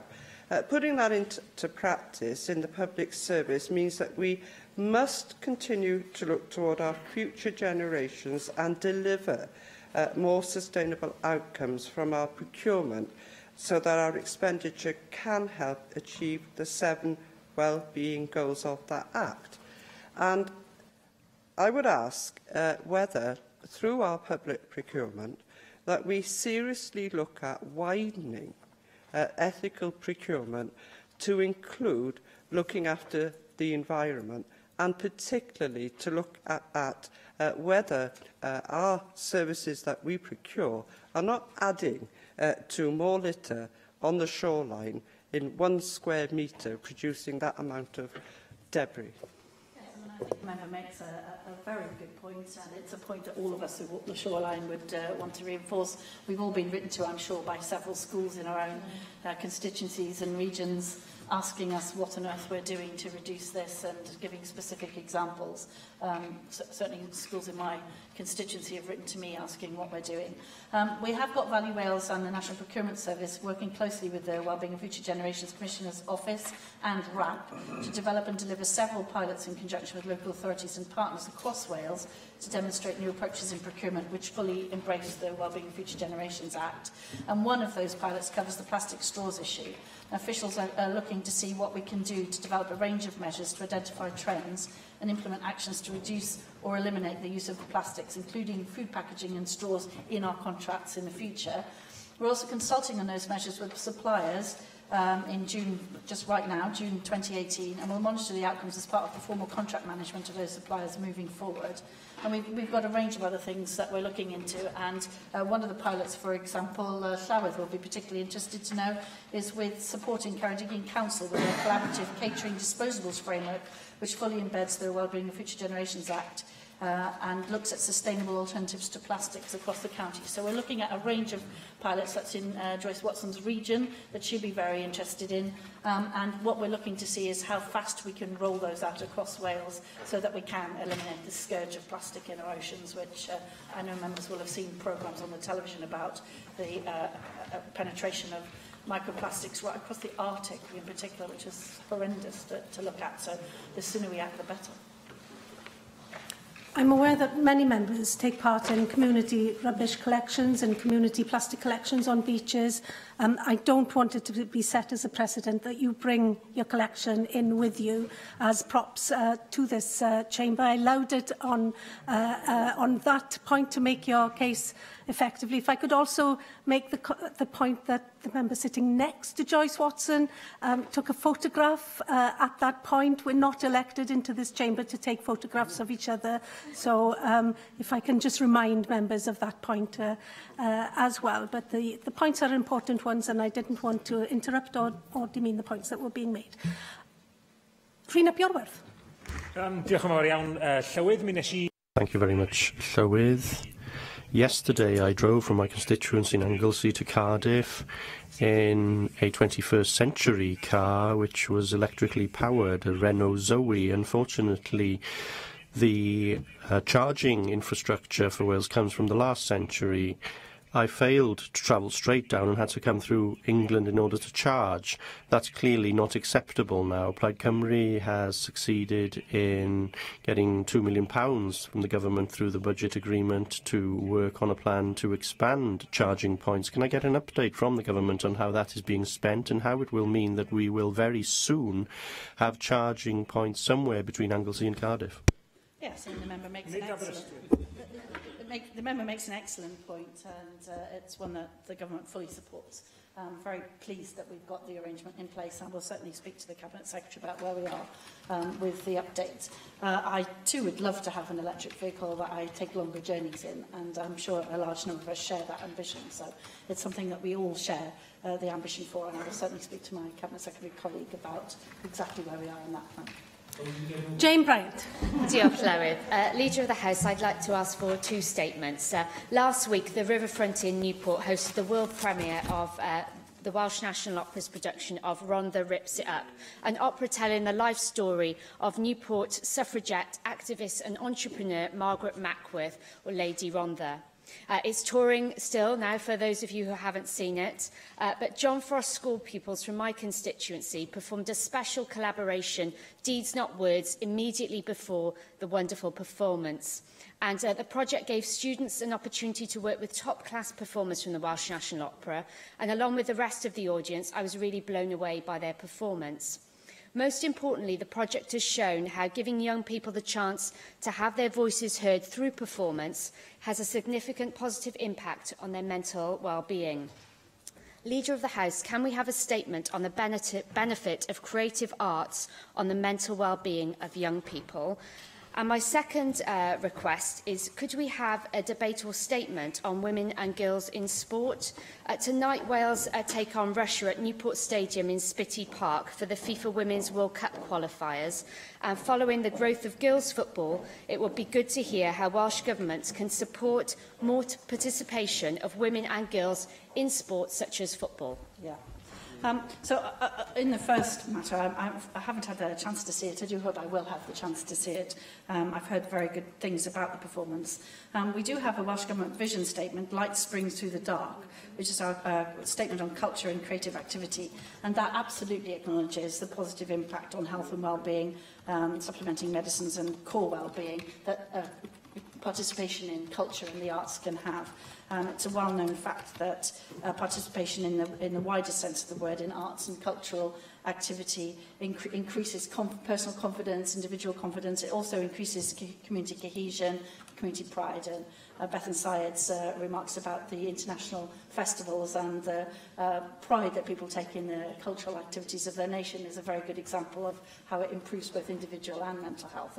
And the young people who are taking part in that activity, I know, will have grown in confidence and in partnership and in cohesion as a result of that. So we very much acknowledge that as part of our culture and creative statement, but we also acknowledge it as part of the mental health statement, and it's a very important thing to emphasise in this chamber.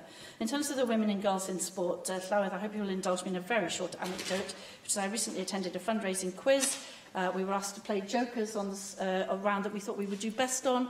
Many people played their joker on the sport round, and every question was about women, Welsh women's sports people, and it was amazing how many people couldn't name, for example, 3 Welsh women Olympians or any member of the Welsh football team or Welsh rugby team and so on. It underlined to me the real need to highlight the participation of women in sport so that they can be the role models. They are the role models, but that more people can understand the role of a role model in sport and actually how incredibly well they always do and how we should be proud of them. So we'll certainly be taking that up with the Minister and making sure that we can highlight all of their endeavours.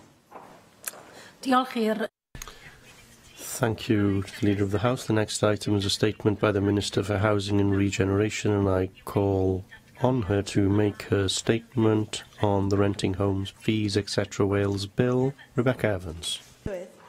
Yesterday, I laid the Renting Homes Fees, etc. Wales Bill, together with the explanatory memorandum, before the National Assembly for Wales.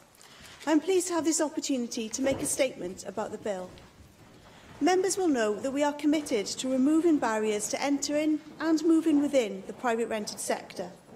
Prosperity for All, our national strategy, recognises that people cannot live well without good quality, affordable homes.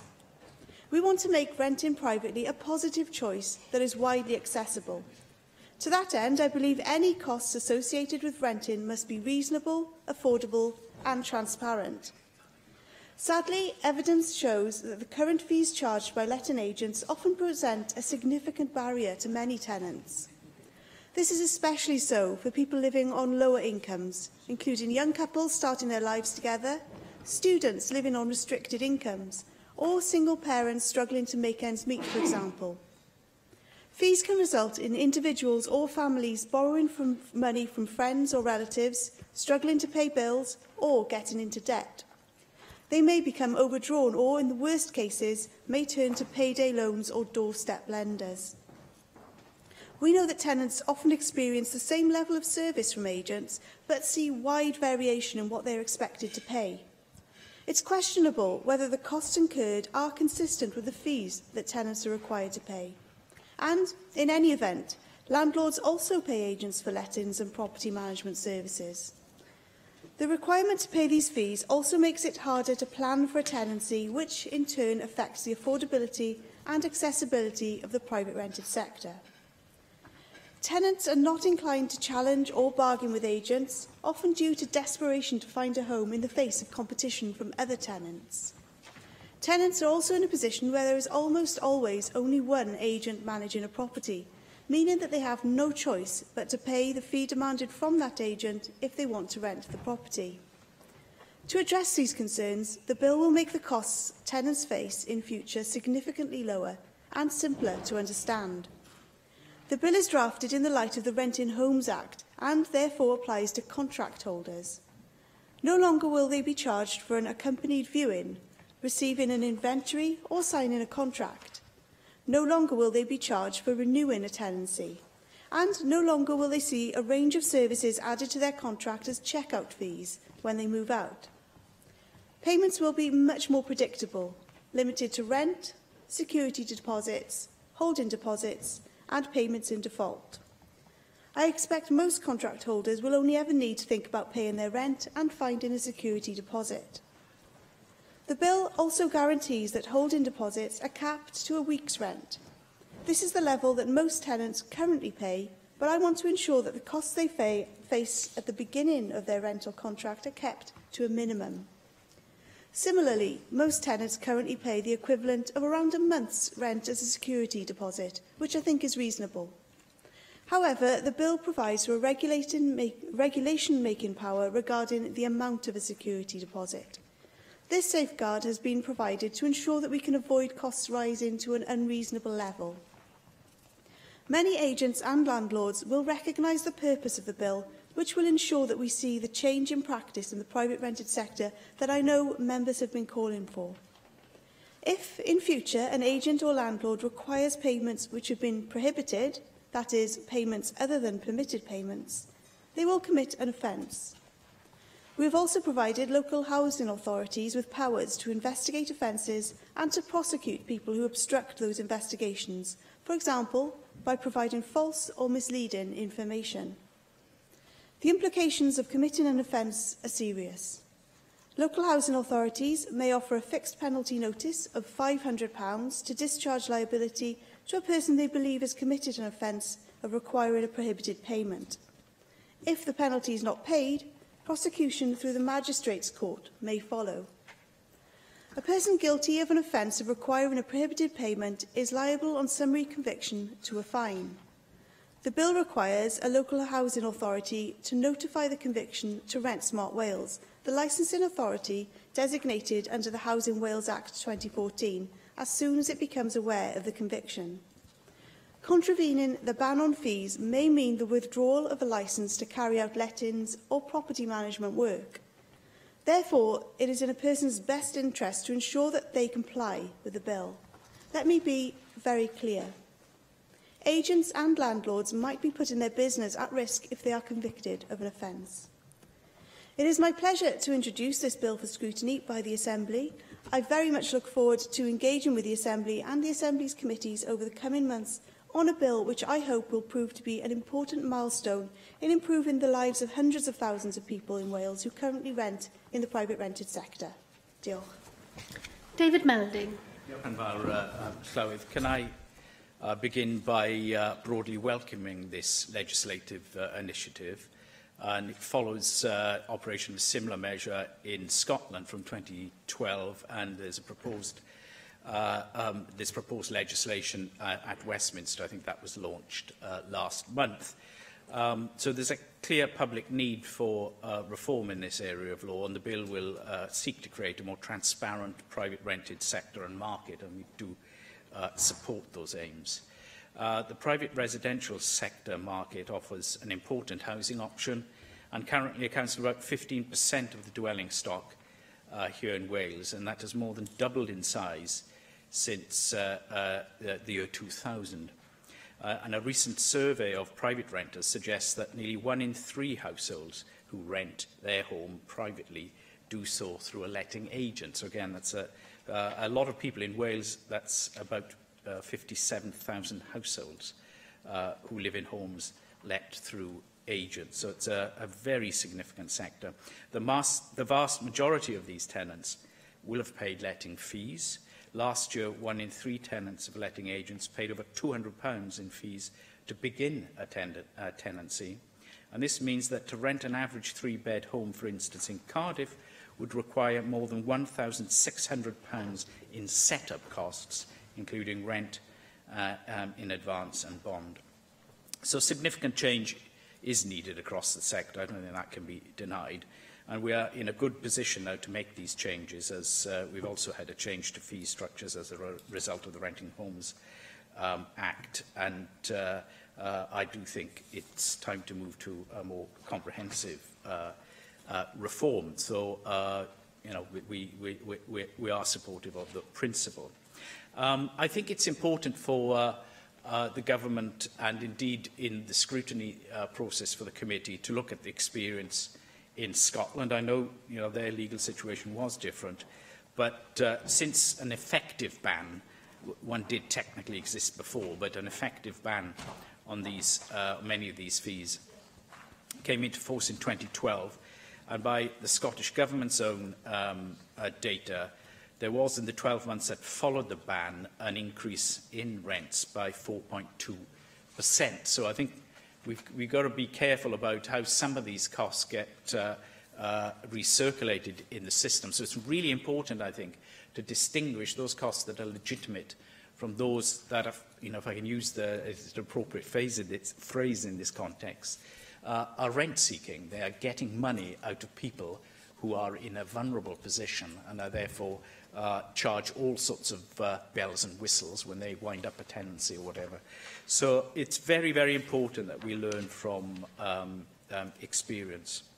And I think there are some reasonable alternative approaches that have been raised, and I think we ought to, in a spirit of open scrutiny, look at these.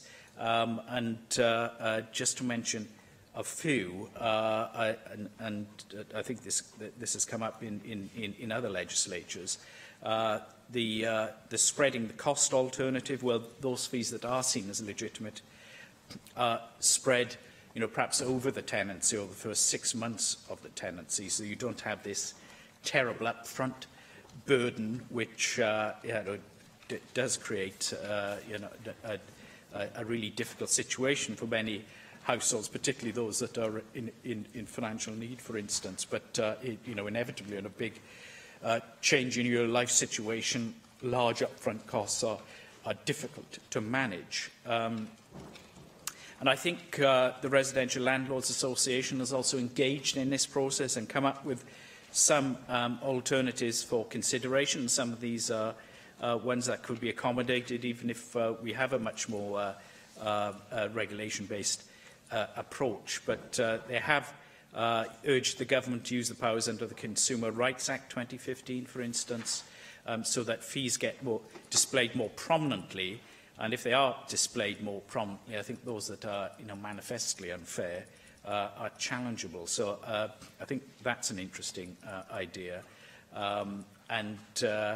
I think we should be open to those in the sector that are deeply involved, and that includes management agencies, because many of them do a thoroughly excellent job and are important for the effective working of the market.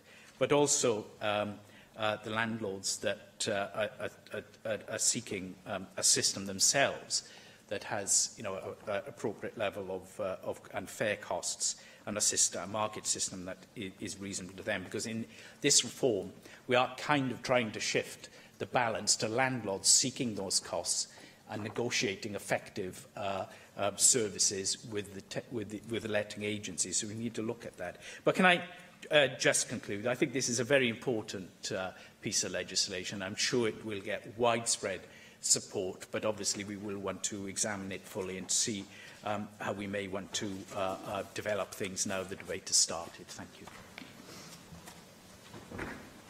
Thank you very much for those comments and questions, and for your recognition right at the start of your contribution that really there is a public need for this legislation, which has been acknowledged across the UK, and certainly a public need to increase the transparency within the sector and to allow people to move in and into the sector and between different properties within the sector as well, because currently the fees are a barrier to doing that. You also recognised how the private rented sector is an increasingly important part of the housing landscape here in Wales, mentioning that the size of the sector has doubled since the year 2000, representing now 15% of the housing market here in Wales, and we recognise that that is going to become increasingly important as the years move on as well. So it's really important that we do continue the work that we've begun through our Renting Homes Act and other pieces of legislation and policy to ensure that the sector is an attractive one, that it's accessible and that is fair and transparent. And this piece of legislation very much fits into the kind of approach that we've been trying to take thus far.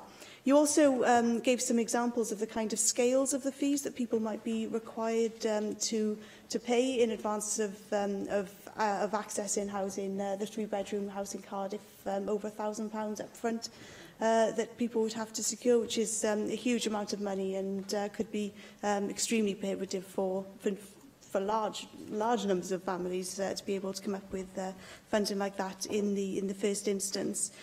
So this public need is recognised UK-wide, and we are looking really carefully at the situation in Scotland, which has passed legislation twice on this issue, as you say, once in the first instance, which wasn't effective, and secondly, back in 2012, to tighten up the rules and make it a much more stringent and tighter piece of legislation.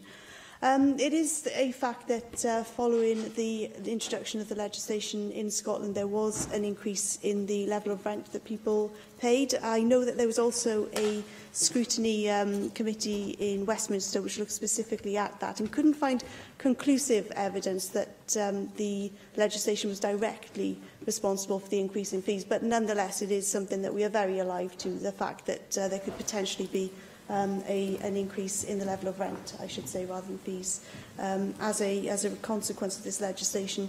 However, equally in our consultation, we understand that people recognise that there could be an increase in rent, and actually a small increase in rent would be more palatable to them in order to be able to plan their household budgets and so on. So it is something that we are alive to, and something I know committees will be taking a close interest in. I have had a discussion today, in fact, with the RLA about their particular concerns regarding this legislation. Clearly, they come from a strong viewpoint of representing their membership and wouldn't want to see landlords disadvantaged by this piece of legislation. It is likely that landlords' fees would be increased. That's certainly something we recognise within our regulatory impact assessment as a result of letting agents looking to recoup money from elsewhere. But also landlords have significant power in the sense that they can usually shop around to find a letting agent who they feel will best represent them and do so in a way which provides them with value for money. I know the RLA have also put forward other schemes, such as, or other suggested schemes, an insurance type scheme, for example. I think whichever path we take forward, and our proposed path, of course, is within the bill, it has to be one which doesn't disadvantage people who are on low incomes, because that's precisely what we're trying to avoid. You mentioned the Consumer Rights Act 2015, and that again is one of the Residential Landlords Association's proposals in the paperwork which they have submitted with regards to this bill. And the Consumer Rights Act wouldn't be able to deliver what we believe that we need in order to make the private rented sector affordable and accessible, because transparency is one thing, but it doesn't necessarily equal fairness. Charges that contract holders face are a significant barrier to many tenants, and the Act of the 2015 Act wouldn't be able to address the existence of large upfront fees or renewal fees, which our legislation seeks to address as well. That said, obviously, I really do welcome the engagement that we've had from the RLA and all of the other representative bodies in the process of getting this far with the bill, and their constructive comments that they've made to our consultation process. And I'm sure that that kind of engagement will continue as we move through the scrutiny process. Fan Syed. Plaid Cymru has been calling for this action to be taken for some time, and I'm pleased and grateful to the Minister for introducing this bill and for the advance notice she gave us of this information. And I'd like to thank her for taking the time to discuss this with me last week, although I haven't read everything yet in relation to the explanatory memorandum, but I will be taking it home, bedside reading. In principle, this is a positive and welcome step forward. Renting is no longer a lifestyle choice, but a life necessity for many people, particularly younger people. Given the current state of the housing market and the economic condition that many people find themselves in, renting could well be a lifetime requirement for some, and what is important to recognise is that renting is not a cheap option. The cost involved with moving into a PRS home can be exorbitant. A listing this morning I saw in Cardiff alone had a charge of £318 for the first tenant, plus £18 per extra tenant or guarantor, with no mention of any extra charges for credit checks or ongoing services. And another I saw recently included a fee of 30% of the monthly rent, plus extra fees per tenant for credit checks. This is a major barrier for people, particularly those with no savings or access to credit. We are witnessing a market failure, as I've already seen in your document, and when there is market failure, it needs to be corrected by government or the sector itself. And since the sector has not been forthcoming, it requires government intervention. So I won't go through all the statistics related to the private rented sector here, as we have discussed these at length, and I'm sure we will again. So I'd like to seek some clarity on some aspects of the bill which I believe are unclear. Payments in default will continue to be permitted under the bill, which I have some concerns over. I understand that the consultation responses indicated that respondents wished these to continue, but I'm concerned that revenue lost by the removal of upfront fees could be recouped this way over the length of a contract.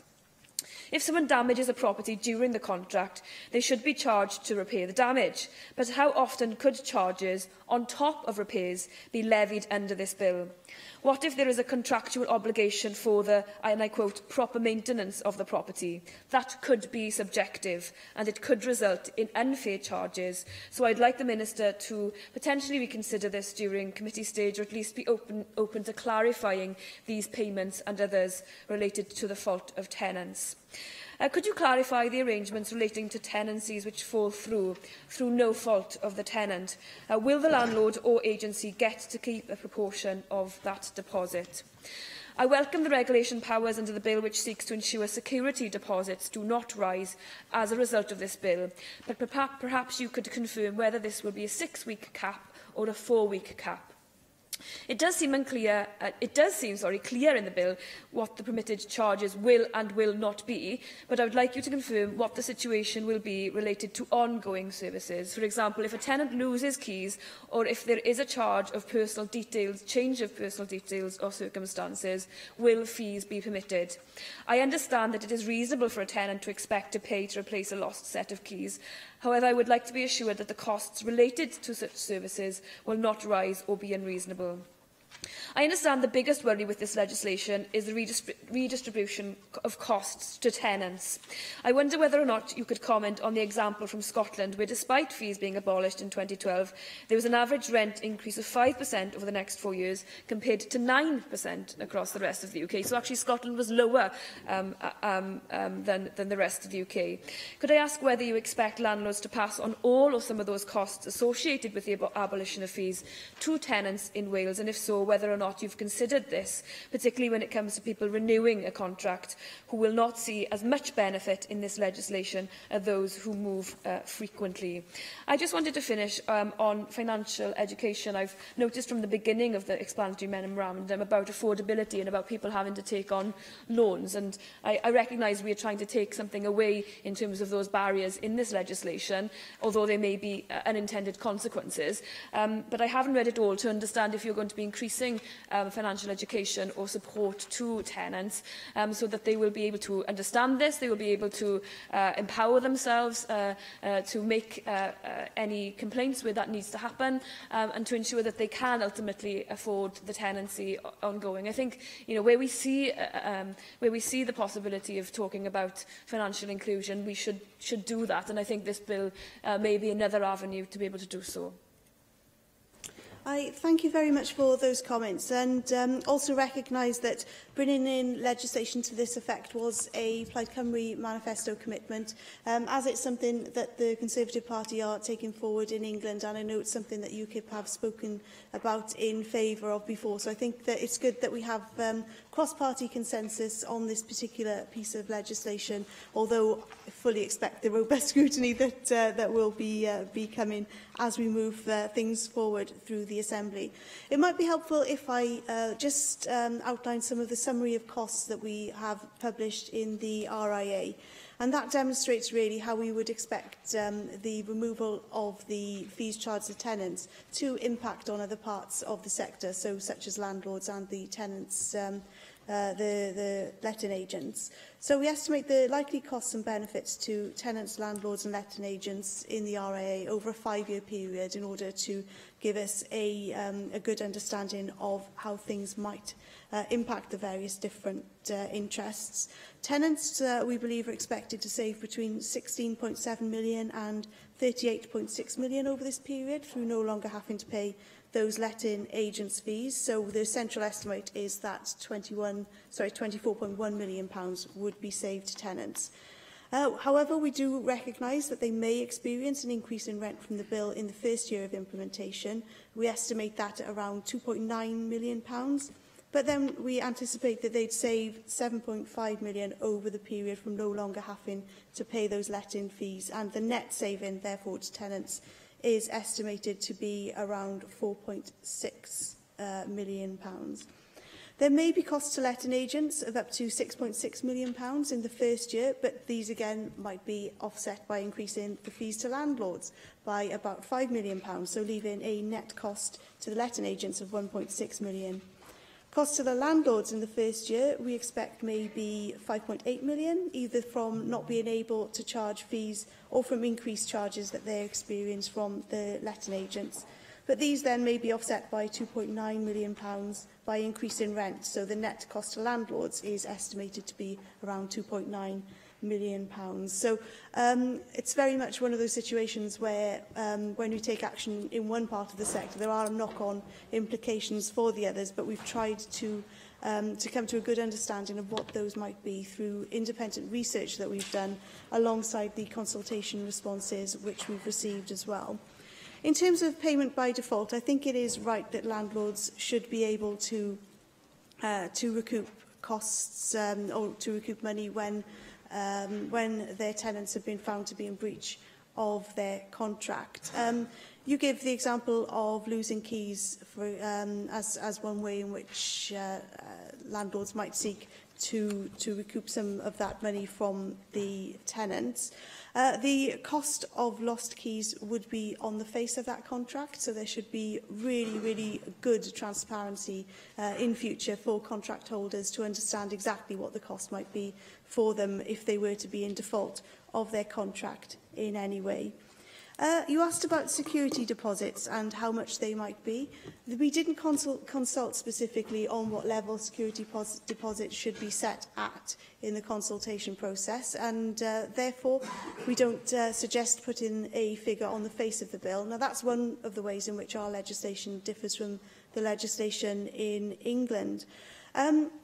One of the things I'm really wary of is not putting on the face of the bill the level of the security deposit, because we could unintentionally have the consequence of raising the actual level of security deposits as well, because there is, my understanding of it is that it's around 4 or 5 weeks. So in England, when you've got 6 weeks on the bill, you could potentially be pushing up that cost, which is something that we don't want to do. It does give regulation-making powers, though, in the bill. So if at a future date we are of the opinion that security deposits are rising unacceptably and becoming unaffordable, then legislation could be brought forward following consultation on that as well.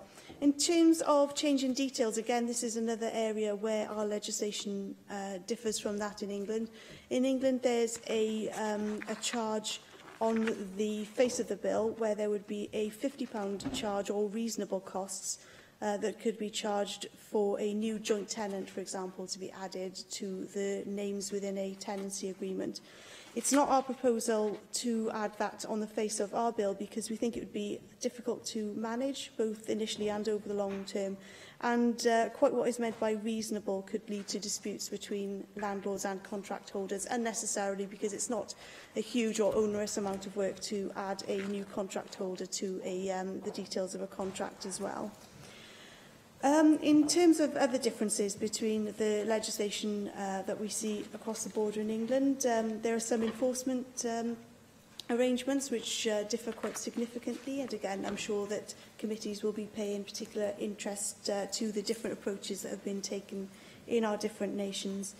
I think education is very important, both for the tenants, and I think there's much wider work to be doing actually in terms of tenants and financial inclusion, but also in terms of the landlords and the letting agents who will be subject to the legislation.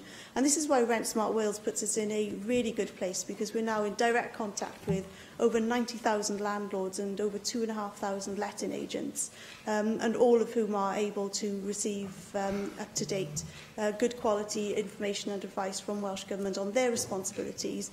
But I think there's lots to learn in the private rented sector from the great work that's happening in the social rented sector in terms of supporting tenants to better understand their financial responsibilities and the wider opportunities for financial inclusion activities. I've been really impressed by some of the work that we've seen going on through social landlords in terms of supporting tenants with financial literacy, digital inclusion, a whole wide range of things that go well beyond what we would normally think of as simply a housing issue, because of the importance it places in helping people maintain and sustain their tenancies.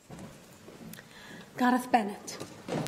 Diolch, Llywydd, and thanks to the Minister for her statement today, and thanks also for the briefing earlier on.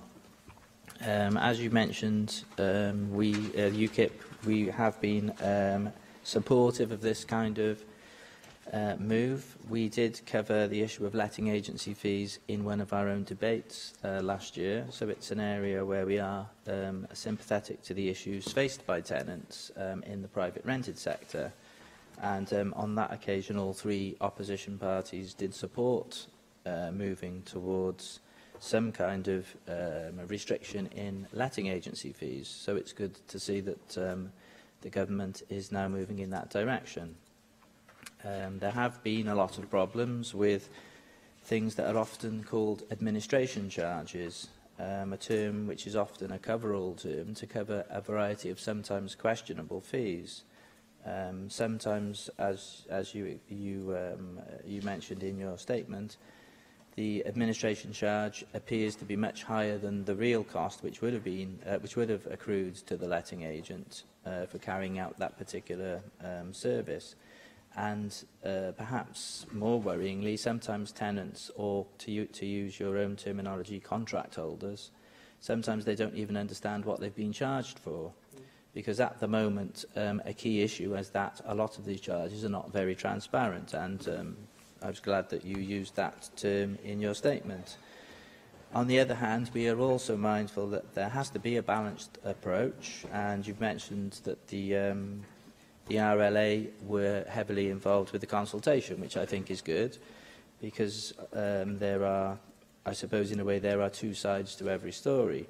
We need to have a private rented sector, as more and more tenants are actually drawn, sometimes by financial imperative, into this sector, and also by the lack of alternatives. So we need to have a private rented sector, and we don't want to make the regulations so onerous that landlords and letting agencies cannot flourish, as long that is, as their charges are legitimate and they are transparent.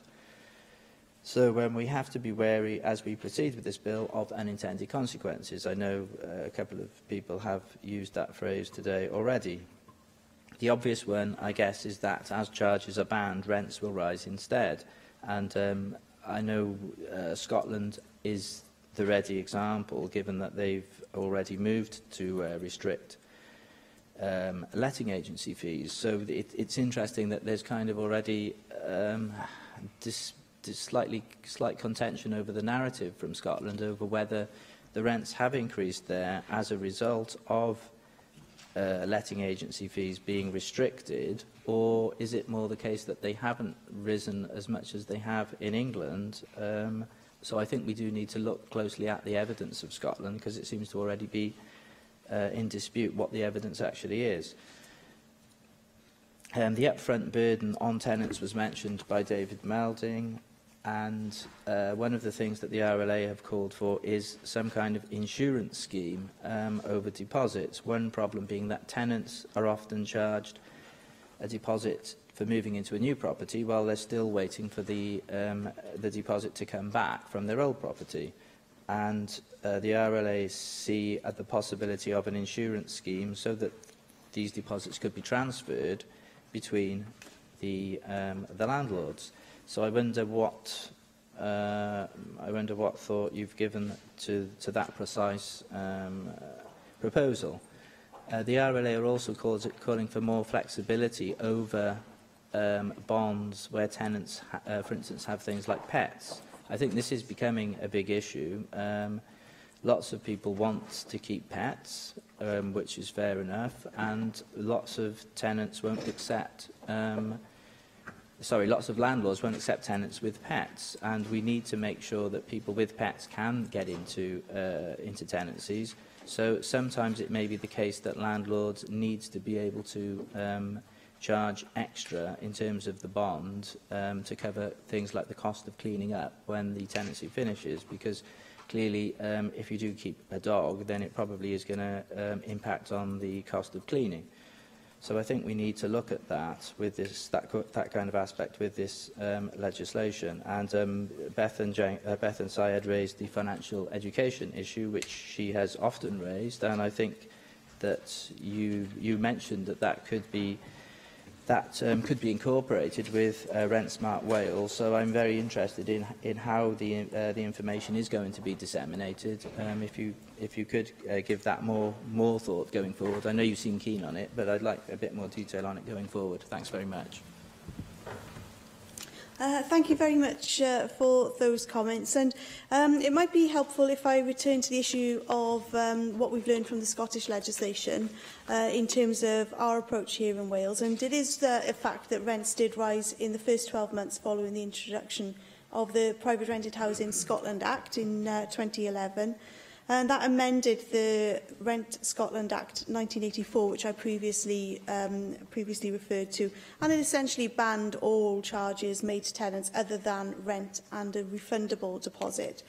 However, the evidence that rents rose directly as a result of the change in the law isn't conclusive, and that issue, as I said, was examined by a House of Commons inquiry into the private rented sector in Scotland in March of 2015, and that was unable to find strong enough evidence to explain such an increase.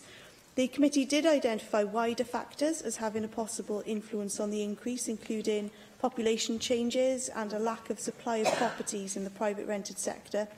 The operation of the market at the time, so the numbers of agents operating, the length of tenancy, changes in how agents were operating, rules around deposit protection and increased health and safety standards were all considered to be relevant considerations as well, and they couldn't be disentangled from the 2011 Act. So I'm sure that the experiences in Scotland and the proposed and the legislation which is currently making its way through the process in England will be something that committees will want to scrutinise. But it is just to reassure members that we've also been looking very closely at both the Scottish experience and the committee process in England, and we've looked closely at all of the evidence which has been submitted to the English legislation proposal as well, because we're keen to learn from the best of the evidence that is available to us.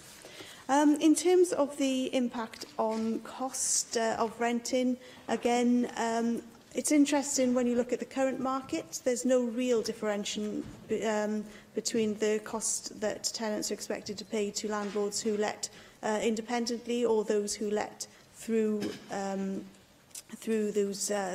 letting agents.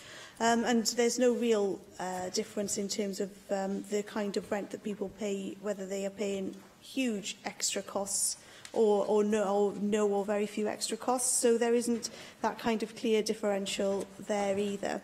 In terms of enforcement and the provision of information, that will be done through Rent Smart Wales, and as I say, we've got really good data and good relationships with the sector now, thanks to that. And that also sets us apart from England as well, because they don't have any kind of equivalent body. So as a final stop, if you like, if landlords don't comply, landlords and letting agents don't comply with this legislation and they don't pay a fine, should they be subject to a fine, the ultimate sanction here in Wales would be that they would have their ability to rent homes removed from them, and that is a severe disincentive in terms of not complying with the law as well. So the legislation as laid before the Assembly does have some really strong focus on enforcement, as you'd expect, and it also allows the local housing authorities to be able to keep any money that they're able to secure as fines as well, to reinvest in their enforcement activities. And again, that's a difference between our approach here and the approach in England. We're asking local housing authorities to be the enforcement bodies for this, whereas in England it is trading standards. And again, we think that this best reflects our particular levels of expertise and the particular relationships that we have, and the fact that local housing authorities are, in our view, best placed to be the ones who are enforcing housing legislation here in Wales. I don't want to make things more onerous for landlords, and I don't want to make things more onerous for tenants. What we want really is to ensure that we have a system which is transparent, as easily understood as possible, and I think that we can certainly do that by working closely with the people who represent the landlords, and also through Rent Smart Wales. Mike Hedges. Thank you, Presiding Officer. Can I very much welcome the Government statement today? I mean, it always surprises me the number of people, especially younger people, who ended up moving into the private rented market, who 1 generation, 2 generations or 3 generations ago would have quite naturally moved into house purchase. And I think that's a change in society which is not necessarily for the better. Like many colleagues here, I have been calling for the ending of letting fees for several years. There's not many things that can unite Gareth Bennett, Bethan Syed, Jenny Rathbone and me, but this is one of them. And I think that that really does show the breadth of opposition to letting agent fees within this Assembly. I mean, they're unfair, unjust, and paid by those often least able to afford the cost. I mean, I fully support the proposal to end letting agents fees and make it an offence to charge them.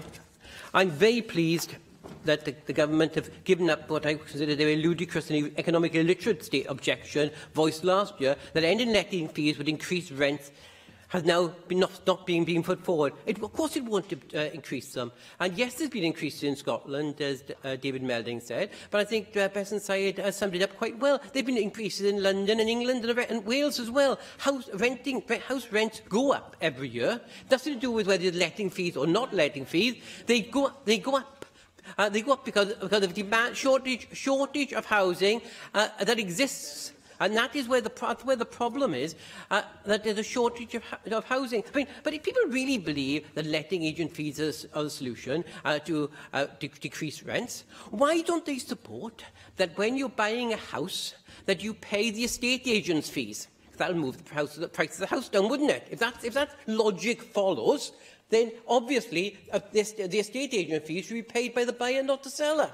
But no, people aren't going to suggest that, because the people who are buying houses would not buy. People who are selling would be unable to sell. Unfortunately, in the private rented sector, people have to pay, otherwise they end up homeless. So I really welcome the provision for enforcement arrangements by local authorities and the fixed penalty fine. I have one question. Has the government considered a fine escalator for those who continually breach the law? Because I think that one of the things that I'm afraid of, that some people will see this as a price worth paying.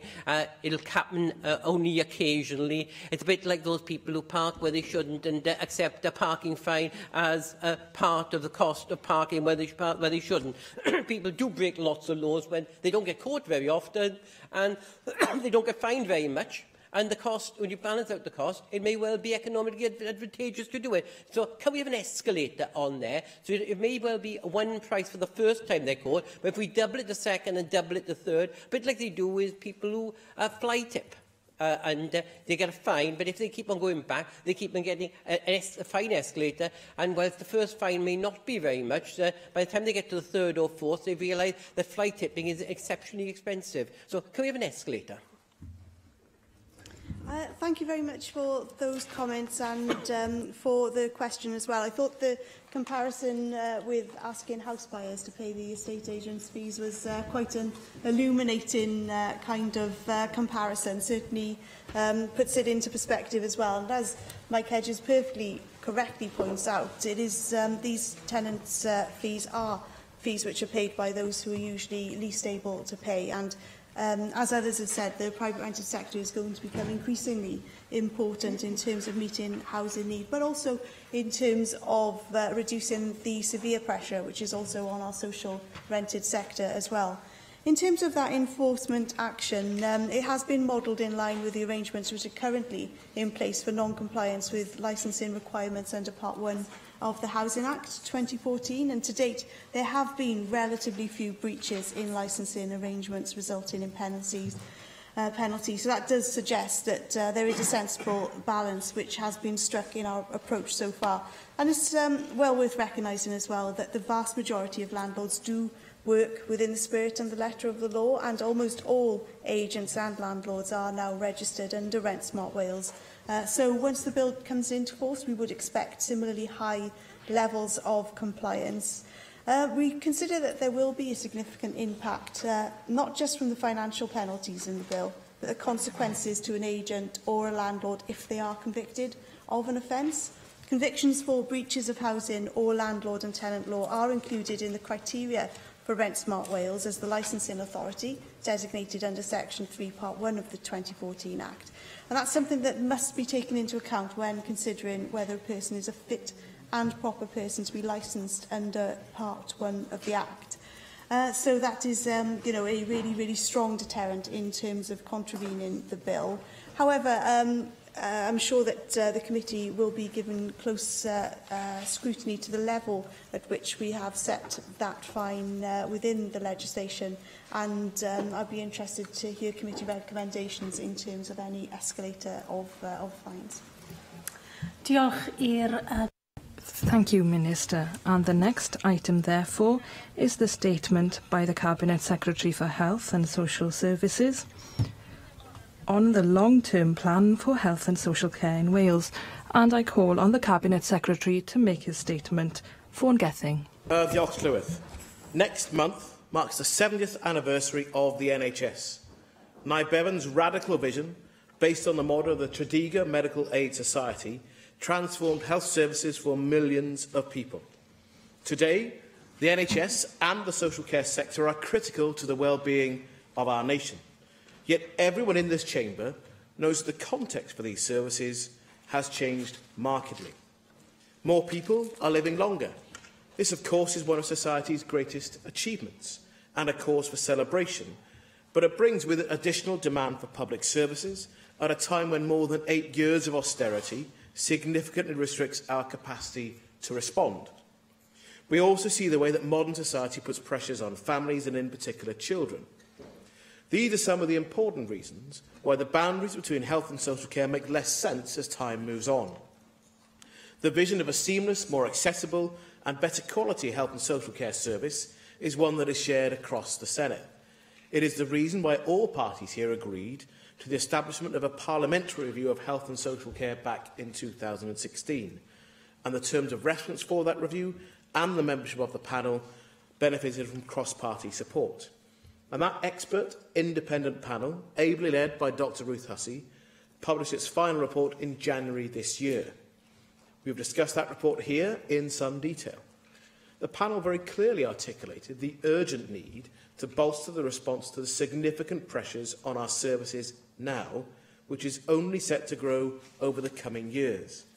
The panel's final report was well received by the many stakeholders in health and social care, including here in the Senedd and indeed in the Health, Wellbeing and Sport Committee. Yesterday I published A Healthier Wales, Our Plan for Health and Social Care. That plan responds to the final report of the Parliamentary Review, taking forward its key recommendations. The plan sets out a long-term future vision of a whole-system approach to health and social care, focused on health and well-being and on preventing illness. The plan is different, not just in its bold ambition to truly integrate health and social care, but because it has been designed in partnership with those who will be driving and delivering the change that it articulates. These stakeholders have shared our frustration with the pace of change thus far, despite a near universal acknowledgement that urgent change is needed. An important theme running through the plan is stronger national leadership and direction to make the whole system align with our national priorities, with regular progress updates available to hold those responsible for delivery to account. To achieve this future vision, we will develop new models of seamless local health and social care, which will scale from local to regional to national. A national transformation programme will help to deliver change at a greater pace, and there will be a transformation board to oversee and be accountable nationally for the commitments in the plan. It will advise on and commit targeted funding support to health and social care providers, particularly focused on selected new models of seamless local care, local health and social care. And the new models must be identified as delivering significant and enhanced value and be strongly aligned to national priorities. We will strengthen national leadership and direction, including the development of a national executive for the NHS. The national executive will support and challenge health boards and NHS trusts and ensure the development of capacity and capability across our system. We will ensure that the whole system is fit for the future by focusing on quality and value and harnessing digital opportunities and supporting our workforce. All of this work and our future system will be underpinned by a strong shared philosophy and continuous engagement. But we haven't just taken the panel's recommendations at face value. I recognise the key to any effective public policy is to understand the barriers that have frustrated change in the past and to put in place what needs to be done differently to overcome them. So we've therefore taken great care in this plan to give strong national direction in realigning our policy levers so that they fully support the vision. In particular, financial strategy, planning, performance management, and inspection and regulation. These structures help to shape decision-making on a day-to-day basis in our delivery organisations. And finally, this plan has been developed through a major engagement exercise with our key strategic delivery partners. I have met with local government and health board leaders in each of the regional partnership board areas of Wales, together with the Minister for Children, Older People and Social Care. We've also discussed the plan with local government cabinet members for social care and the WLGA Council. And we will maintain this engagement now that the plan is published, with a further round of regional footprint meetings planned for the weeks running up to our summer recess. At executive level, the WLGA, the NHS Confederation, the Association of Directors of Social Services and the Welsh Council for Voluntary Action have led or been involved in working groups that have helped to shape the plan. The most senior staff in these organisations were members of an external reference group, which was chaired by the Welsh Government Director General for Health and Social Services. We've also received feedback from citizen panels during April, which has helped to shape the vision and the design principles in the plan. All of this builds on a high level of public and professional engagement already undertaken by the Parliamentary Review team. A significant and previously unseen level of engagement with people, professionals and indeed political parties has characterised the work of the Parliamentary Review right up to the publication now of A Healthier Wales. And I hope that this is now a plan that the whole nation can get behind. It is a plan with a clear set of actions for the first 3 years. And the work starts now, and we will move quickly to build momentum. The plan contains all the components needed to take health and social care forward, but it will, of course, count for nothing without effective execution. As I have said regularly to our external partners, The radical thing to do now is to implement this plan. Angela Burns.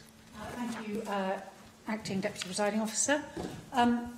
Minister, I'd like to thank you very much for bringing forward this statement. And actually, I want to pick up on one of the comments you made in here, above all else, probably. More people are living longer. This is one of our society's greatest achievements and, of course, a celebration. I'm so glad to hear those words, because so very often we talk in a pejorative way about the older people. They're talked about bed blocking, and that, you know, the costs and the worries of the NHS are because of the longevity in our life. And I, for one, celebrate the fact that we might all live longer. I most certainly hope that I do. And I'm very glad to see that you recognise that that is a cause for celebration. The vision you put before us tells us, to be frank, no new news. But then again, neither did the parliamentary review. What it has done is, we all know a lot of this stuff, but it's structured it, made it in a way that we can digest it and hopefully implement it. Now, I'm sure you will agree with me that the biggest risk to delivering substantive change rests in leadership and behaviour. Do you believe you have enough people of the right calibre and experience to lead a transformative process and at pace? Because this is vital.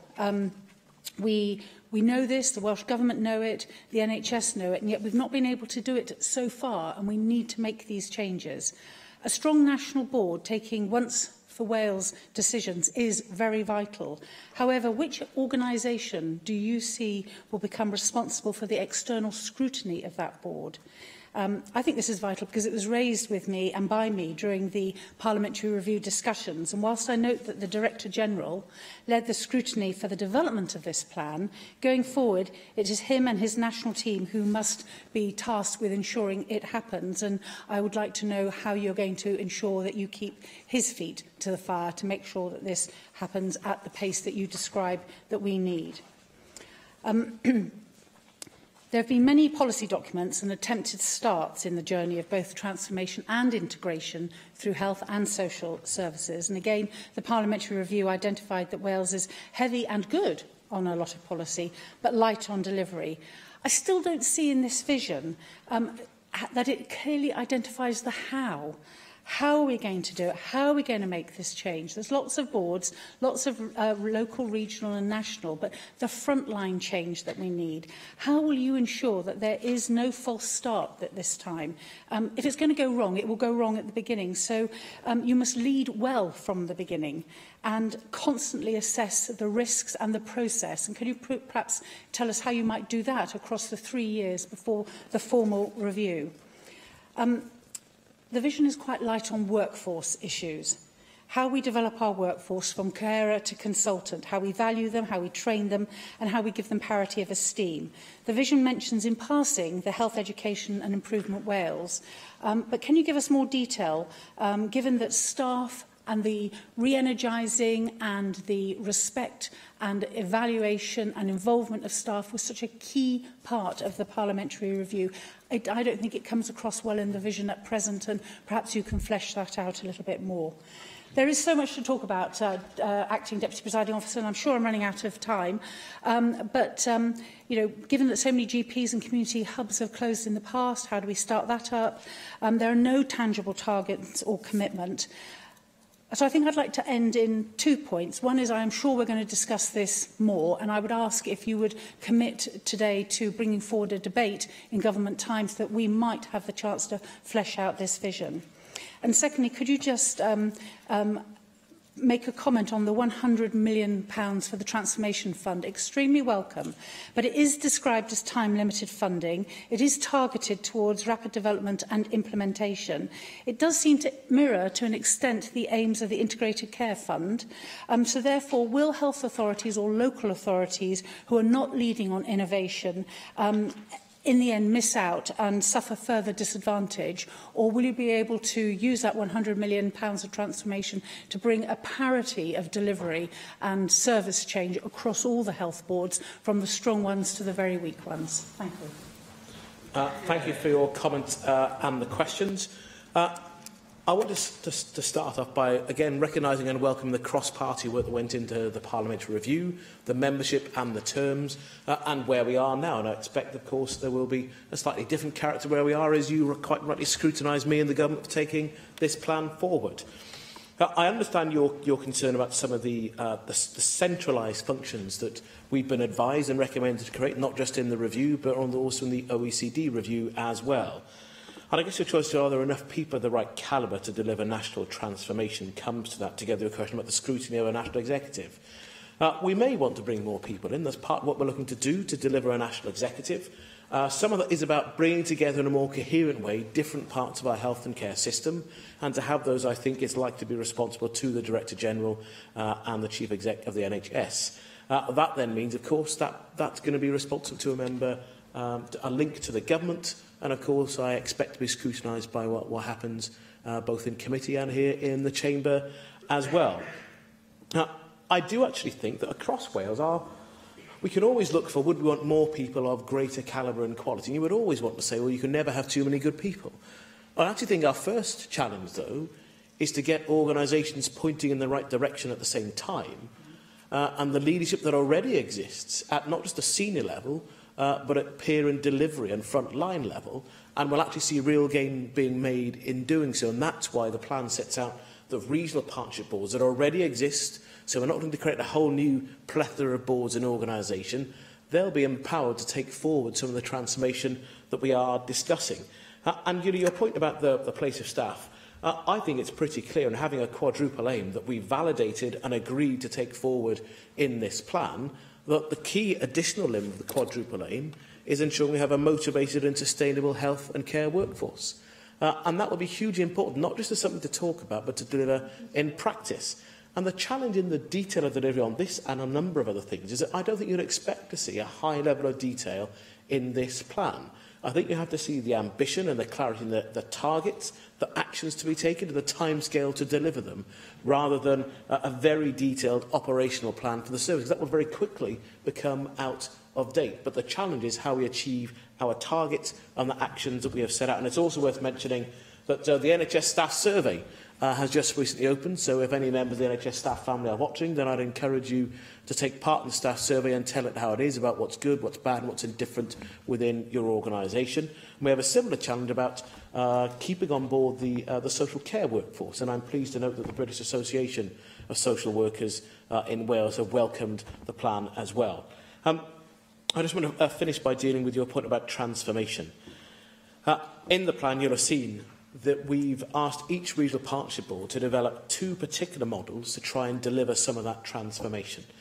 Now, there's a deliberate ask there to make sure that we're having something done on a large enough scale, so not just a small area of transformation that is isolated to a single community, but a much larger level of transformation that all of those regional board partners can agree on and get behind.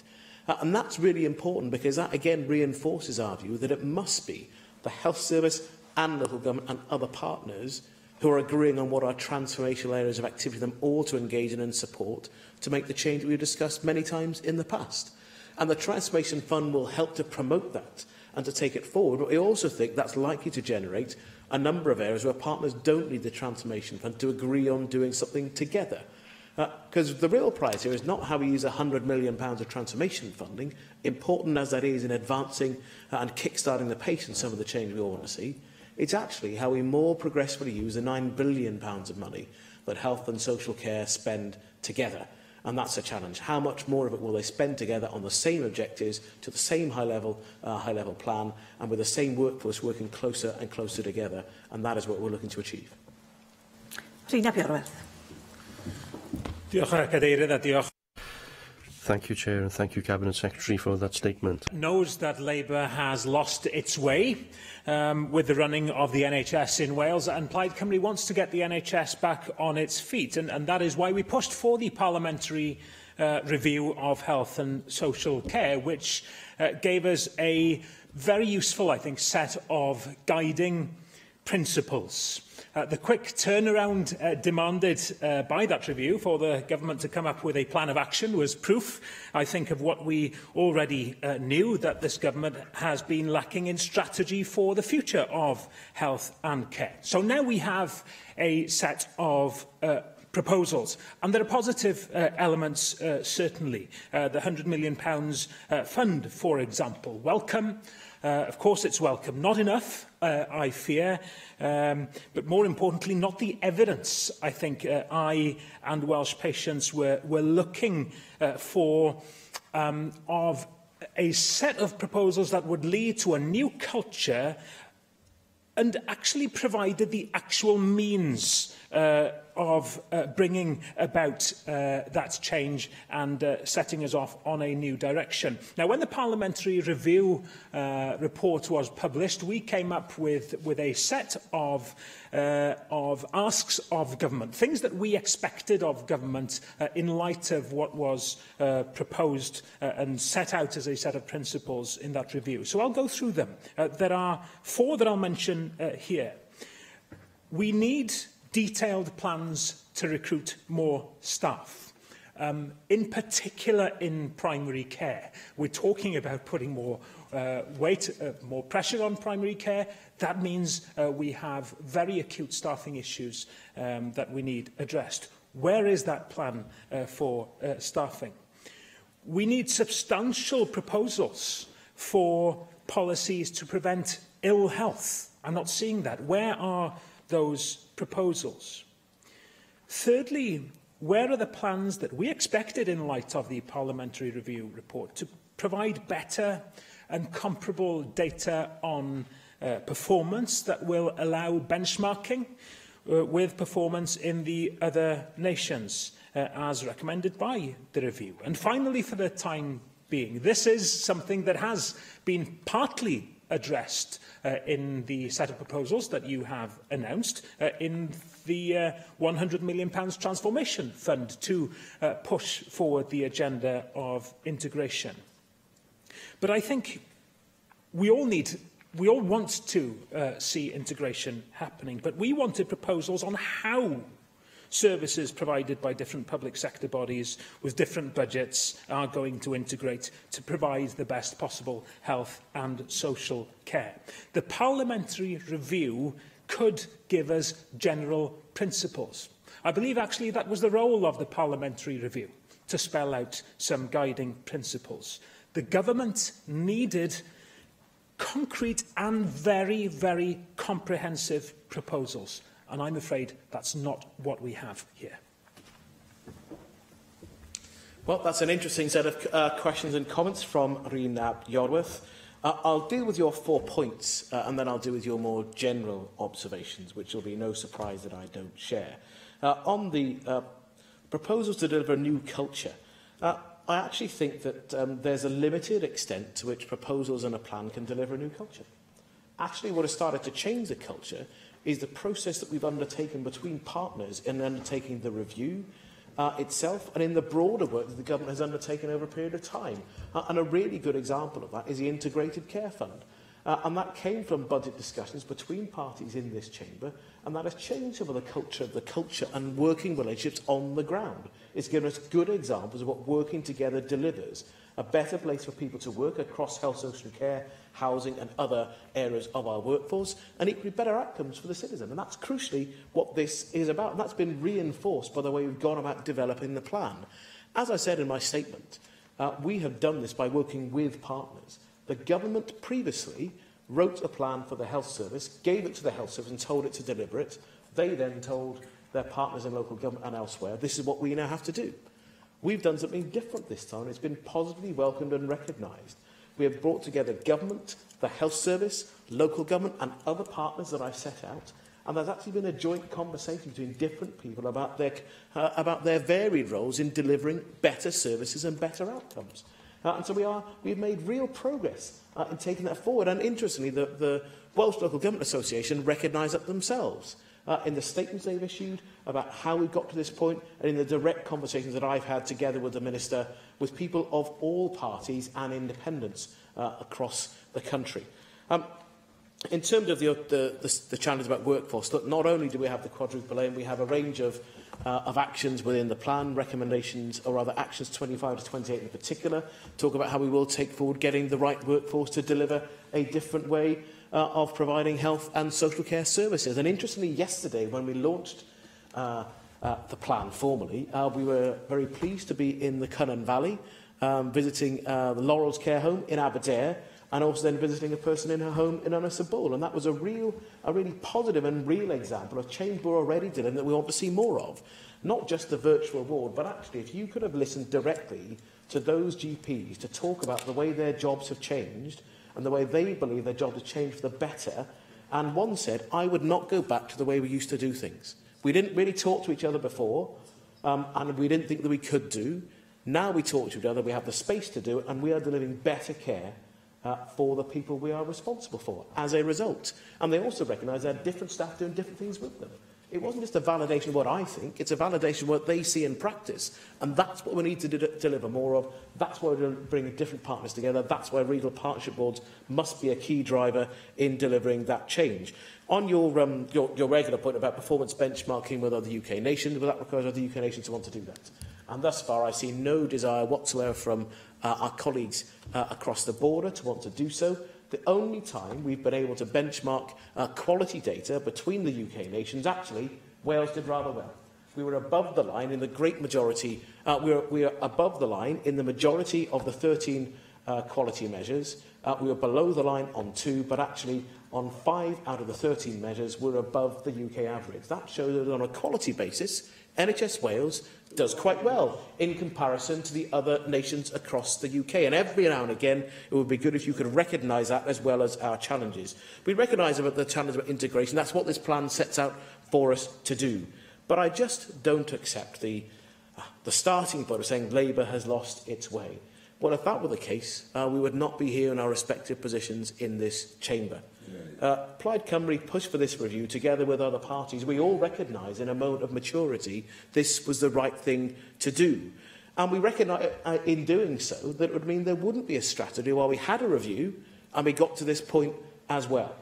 Now, I think that when you look at what other people are saying about where we are, far from saying this is a disappointment, if you look at the colleges from the Welsh Council for Voluntary Action, the range of Royal Colleges, including the Royal College of Nursing, Podiatry, Physiotherapy, Occupational Therapy, the Royal Pharmaceutical Society, the Royal College of GPs, the BMA, the NHS Federation, the Health Foundation with the UK perspective, the Bevan Commission and the British Association of Social Workers Cymru, they all say this plan takes us in the right direction. The plan is a good thing, and as I finished in my statement, the radical thing to do now is to deliver. Caroline Jones. Diolch, Cadeirydd. Thank you for your statement, Cabinet Secretary. I want to state at the outset that my party supports the direction you are taking with a long-term plan. I might not always agree with some of the decisions you may take or always support the way you've opted to implement those decisions. But I agree that things have to change, and they have to change if we are to see the NHS celebrate its 100th anniversary. Health and social care in Wales has its problems, but we can all agree that the care provided is excellent. The problems are in getting the care in the first place. We have finite resources, and because we're all living longer, our reliance on health and social care is increasing, putting those resources under greater strain. Sadly, in the past, there has been a lack of forward planning in health and care, particularly in workforce planning, and silo working meant a complete disconnect between services. I welcome the Welsh Government's recognition that all public services have a role to play in improving health and care. Ensuring an elderly person has a walk-in shower after a hip replacement will ensure that that person can stay in their own home and not be forced into a care home for 2 years while they wait for adaptations to their housing. As I've said many times, and as the Welsh Government have indicated in their plan, the old models of care won't work in the future. We have to work smarter. There are many great examples of this happening within health and social care at a local level. For example, the Nairin Bevan Local Health Board and UHW worked with mathematicians from Cardiff University to improve appointments. The specialist in Q theory ascertained that, that by rescheduling theatre slots, they could eliminate cancelled operations. This is the sort of thing that needs to be shared and rolled out across our NHS and social care sector. Best practice needs to be shared and scaled up. I am therefore pleased that the Welsh Government has chosen to implement a National Transformation Board. I hope the Programme Board will help identify and nurture innovation and roll it out quickly to the whole health and care sector.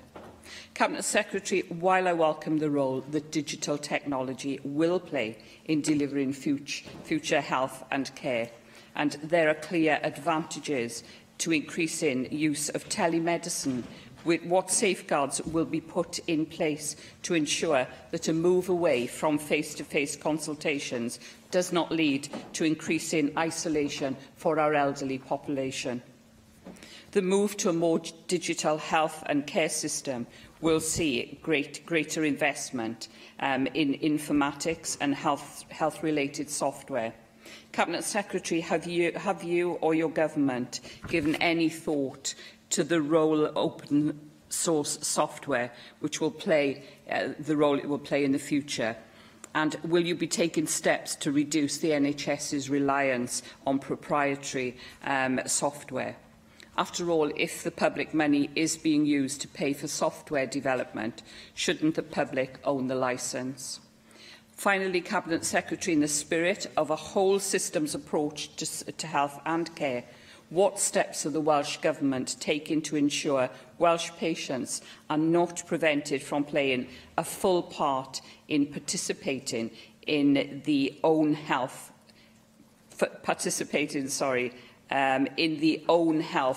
well-being as a result of poor broadband connectivity? As we move more and more services online, we have to ensure the digitally excluded don't become excluded from health and care. Thank you once again for your statement, and I and my party stand ready to work with you to deliver health and social care services fit for the future.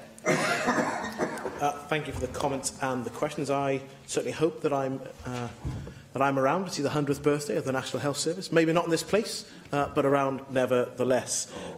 Well, easy now. In terms of the 3 points that you mentioned about digital technology and will the ability to consult people remotely leads to greater loneliness and isolation, there's a challenge here about understanding what's fit for purpose and how you still understand that human interaction matters for people with some of their health and care services in particular. Part of our challenge, though, is that actually for some people we recognise that it's difficult for people to move significantly out of their own home and indeed the move to have more treatment that is taken out of hospital settings.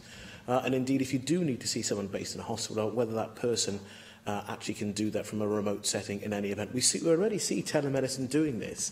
And lots of members of the public are actually really pleased with what that means and does for them. But the challenge is a greater level of consistency. We have yet to take advantage of all of the efficiencies that could deliver, but also that can make a positive impact on how people don't feel lonely or isolated, or the difficulty of getting to larger centres for different aspects of their treatment. And that also matters in terms of our ability to use the technology available, is how we monitor people remotely and monitoring their health and care conditions. So there's more that we could and should do. And again, we're clear about the need to take advantage of those opportunities. On your broader point about the intellectual property ownership for what we use, I'd say that there's a challenge about who owns the systems and the software that we would use, and at the same time making sure what we have is fit for purpose. And part of the challenge is you end up developing systems with people who are specialists around the health and social care arena, and some of our challenges come with the difficulty in procuring large-scale items, and also, frankly, making sure we're getting more and more choices that are once for Wales, because a large part of the opportunity to get greater gain in health and care outcomes actually comes from sharing that information and enabling that to happen rather than competing systems and information, which I'm sure is something that lots of members will see from their own postbag at various points in time. And your point about broadband and service provision, look, we recognise there's a need to invest in our broadband infrastructure to deliver greater public services. Sometimes that'll be into people's homes, sometimes it'll be into hubs where people go to will go for their treatment, and they can be local hubs rather than looking to travel a significantly greater distance. That will matter not just to more rural locations, but also in an urban location like the one that I represent, where actually being able to go to a more localised venue rather than travelling across the city for a different episode of care will be much more convenient for the individual person. So there's a capacity to do that, but crucially, the ability to make sure that our whole system is having a joined-up conversation and sharing information with the right number of health and social care professionals to make the right choices about health and care decisions. Jenny Rathbone. Thank you very much. You said at an earlier discussion in the Chamber that the health service either changes or it will fall over. And that seems to me the challenge in front of us, that we've all got to play our part in. And it's a really difficult job, because changing the way people do things is really complicated, and many people find it difficult to adopt new ways of working. So I think one of the challenges facing us is how we get some of the excellent practice going on in different fields in different parts of Wales to be embraced by other people. For example, in Cardiff and the Vale, they've got this exercise and weight loss intervention, which reduces people's need for surgery. And the evidence-based diet and exercise support, over 3/4 of all the of over 300 people lost weight, with an average weight loss over 8 weeks of around 3 kilograms. I mean, that's a very substantial health gain, and something that I'm sure could and should be adopted, as it's shown to work, across all the health boards. So I was a bit bemused by Angela Burns's question that what will happen to local authorities or health boards who are not leading on innovation. I think we should, bypass them, because if they're not capable of leading on innovation in anything, then we have quite a struggle. I suppose one of the things I'd like a bit more information on is how we're going to involve the citizen in transforming our health service. Because Nick Ramsey earlier mentioned the excellent expert patients at the breast cancer care launch of their report at lunchtime. Because here are women who've had breast cancer and are now volunteering to support other women. And that makes them feel great. It makes the women who most recently having to come to terms with this issue are feeling a lot more confident, having seen what can be done by others. This is exactly the sort of thing we should be replicating with expert patient programmes across the piece. So I think that's one of the challenges that I wonder how your new national executive is going to make it happen. How are they going to actually ensure that we are implementing good practice that's been properly evaluated across the piece, rather than waiting for it to somehow seem across? And I think the other thing that I really want to hear a bit more about is how we're going to empower grassroots staff to be able to do the right thing, because they understand the realm in which they're operating. You know, it's disappointing that some district nurses have been reduced to a task and time measure, so I've been told by some of their managers, and they're simply unable to look at the whole patient. And that is the exciting thing about Birdsong, is that we have client-centred thinking and ways of working. And it's the question mark really is whether frontline staff are going to be given that sort of opportunity to deliver person-centred care and be allowed to self-organise, and whether senior managers are going to allow them to get on with it. Lastly, I just want to ask about something that's very important to ensuring that people aren't turning up inappropriately in hospitals. Last year, I attended a partnership meeting which here in Cardiff, which was identifying diversionary schemes for frequent attenders in the emergency department, the Welsh Ambulance Service and the police. And a key partner in that was Communities First. They provided the wellbeing courses, the confidence building, the living life to the full courses, the people with pain workshops that the health professionals were referring these frequent attenders to. Now that Communities First has been abolished, who is going to be providing these sort of grassroots programmes? And how is that going to be picked up? Is it through the public service boards, or is it some other way? I'd be grateful if you can give us some indication. Thank you for the questions. I accept your first point about the urgent need for change. We've talked about that on a number of occasions in the past. And I think when you raise the lifestyle management programme and looking at diet, exercise, smoking that Cardiff and Vale run, a number of health boards have similar programmes. The challenge is not just how people get ready for surgery, but actually how we generate a different cultural change more generally within the population to avoid the need for medical treatment or social care. In terms of your three specific questions, the final one, we're working, of course, with partners in the voluntary sector, as well as in local government, and indeed with housing partners as well, and understanding how we link people into different services, because often people don't have healthcare needs when they engage with the healthcare system. They often have a social care need, or they're engaging in a part of the system that is open and available because they don't understand how to navigate to get the right the healthcare need appropriately met. And interestingly, in a range of the pilots we've undertaken in Wales about people who are frequent callers to the ambulance service, they often have a mental health need that is unaddressed. And that's part of our challenge to try and find it. And actually that work will continue because the Welsh Ambulance Service Trust recognise it needs to happen. And equally, health boards themselves recognise it needs to happen as well. They're now in the same space as their partners, and it should be a better fit to find the right answers. On your point about the citizen and their engagement, well, this plan validates and takes forward prudent healthcare once more, and there's a key role in prudent healthcare for the citizen being a more equal partner. Not just in healthcare services, but actually the challenge for healthcare services is to catch up more with social care already have been for some time, about having real citizen voice within the services that they require.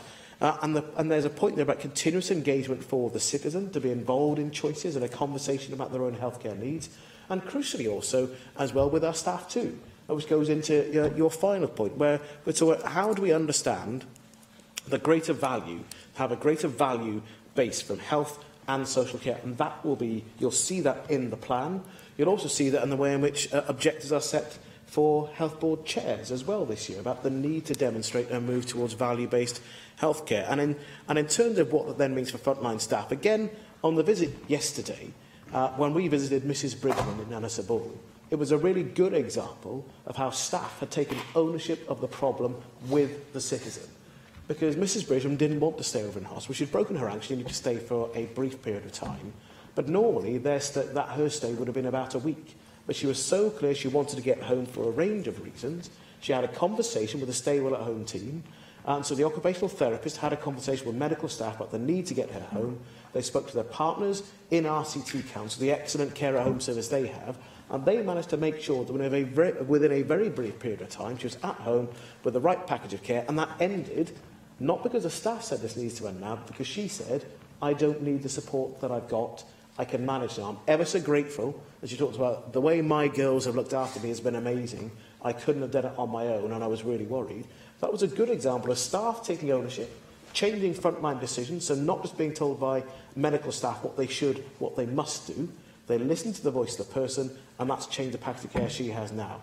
And as a result, you have a much happier citizen who's regained her independence and is able to meet her other wider responsibilities. That is exactly what we need to see more of right across health and social care.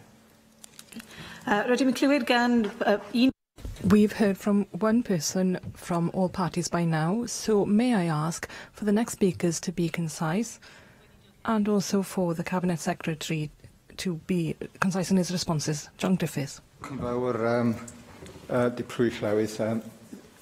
Secretary, I want to add my voice really to those calling for more preventative steps in the future to make sure that the strain on the National Health Service is eased and we cope better with the challenges of an ageing population.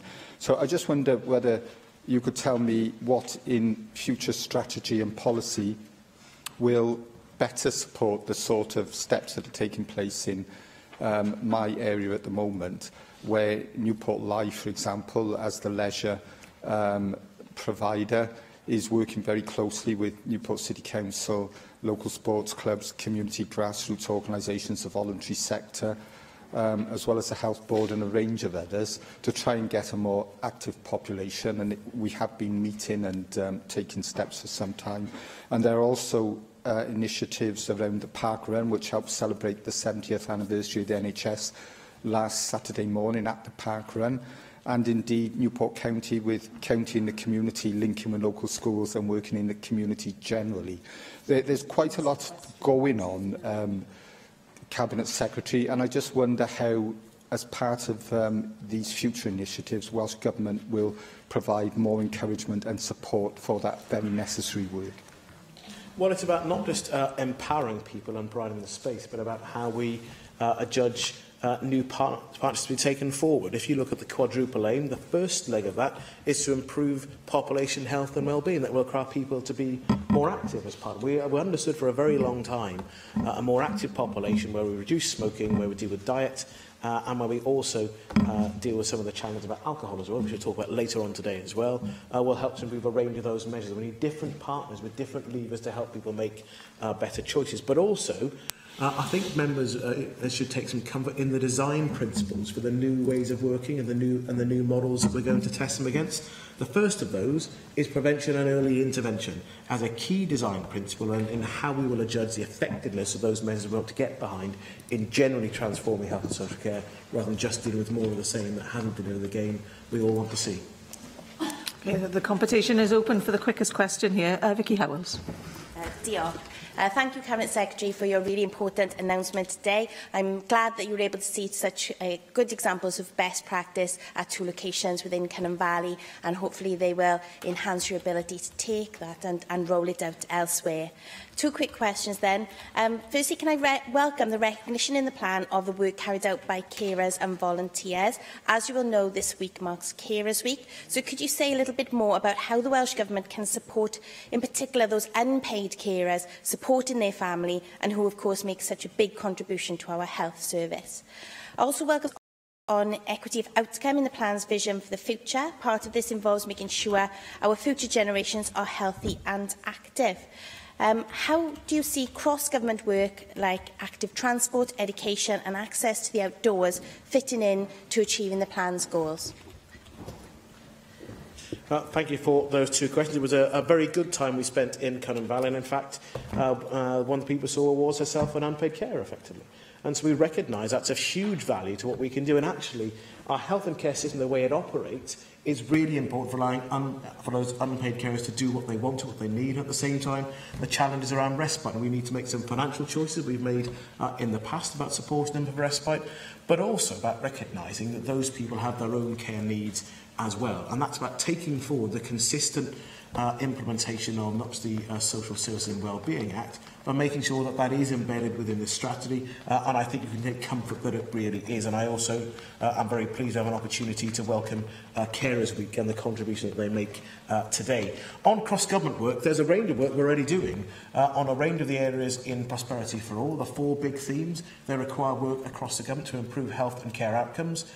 In the economic field, for example, we know that actually people who are not in work or in poorly paid work, their health outcomes are poorer. We recognise that within the significant money that we spend within the health and care system, there is real economic opportunity as well. So it isn't just simply about saying, obviously, health in all policies. It's still about all policies in health as well. And a good example of that, your point about the outdoors, work that I'm doing already with our ministerial colleague down there, Thomas. I look at the work that Public Health Wales do, Sport Wales, and indeed in Leslie Griffith's portfolio about natural resources as well. So there's lots more for us to do, and I look forward to coming back to this place in the future to talk about what we have done.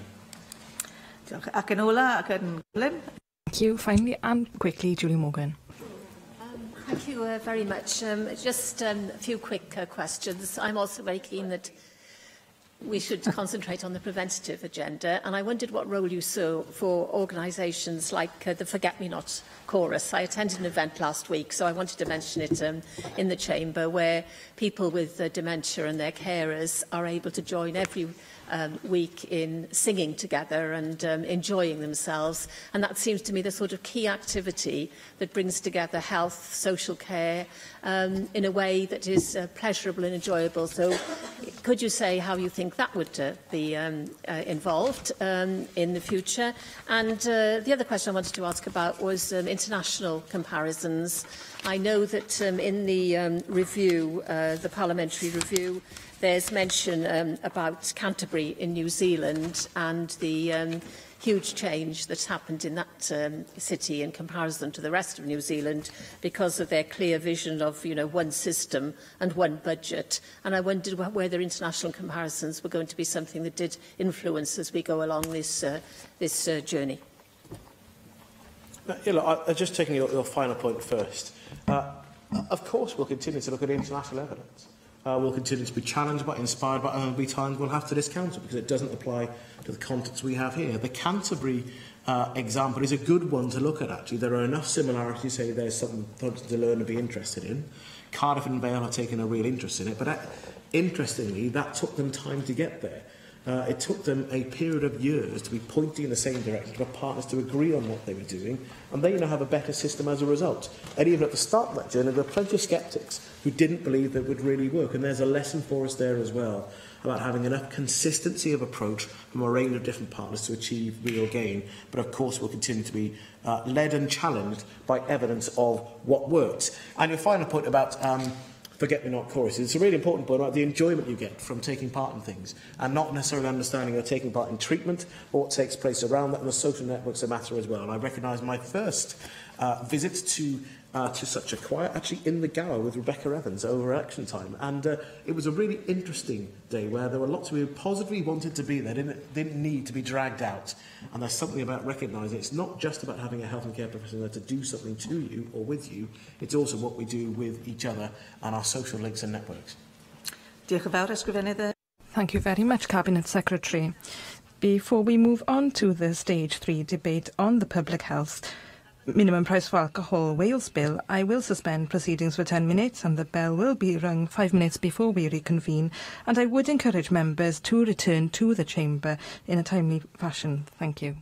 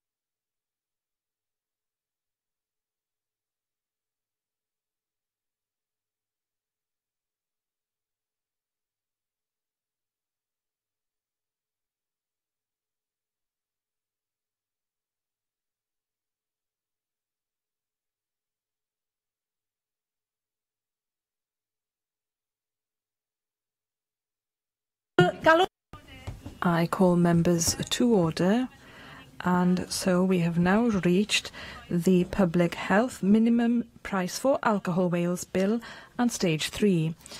And the first group of amendments relates to regulations being made under Section 1. The lead amendment in this group is Amendment 4, and I call on Rhina Piorwerth to move the lead amendment and speak to it, and the other amendments in the group. Rhina Piorwerth. Thank you, Llywydd, and I'm pleased to start this stage 3 on this bill. I will make some general comments first of all, and then I will of course be moving amendment number 4 formally. We in Plaid Cymru have believed for some time in the principle of using price as a tool to seek to persuade people to drink more moderately and to give greater considerations to the risks of drinking excessively. I would say at the outset here that we believe that that should happen through taxation as a matter of principle, but as we as an institution don't currently hold those powers, I very much hope and I'm confident that that situation will change in future, but since we don't hold those powers at present, then we as a party have supported the principle of introducing a minimum price for alcohol for some years. But having said that, I have approached this question and the legislative process specifically with my eyes as wide open as possible, in the knowledge that there are many people who have concerns and fears as to why we are seeking to do this and whether what we are seeking to achieve through this legislation would have a real impact.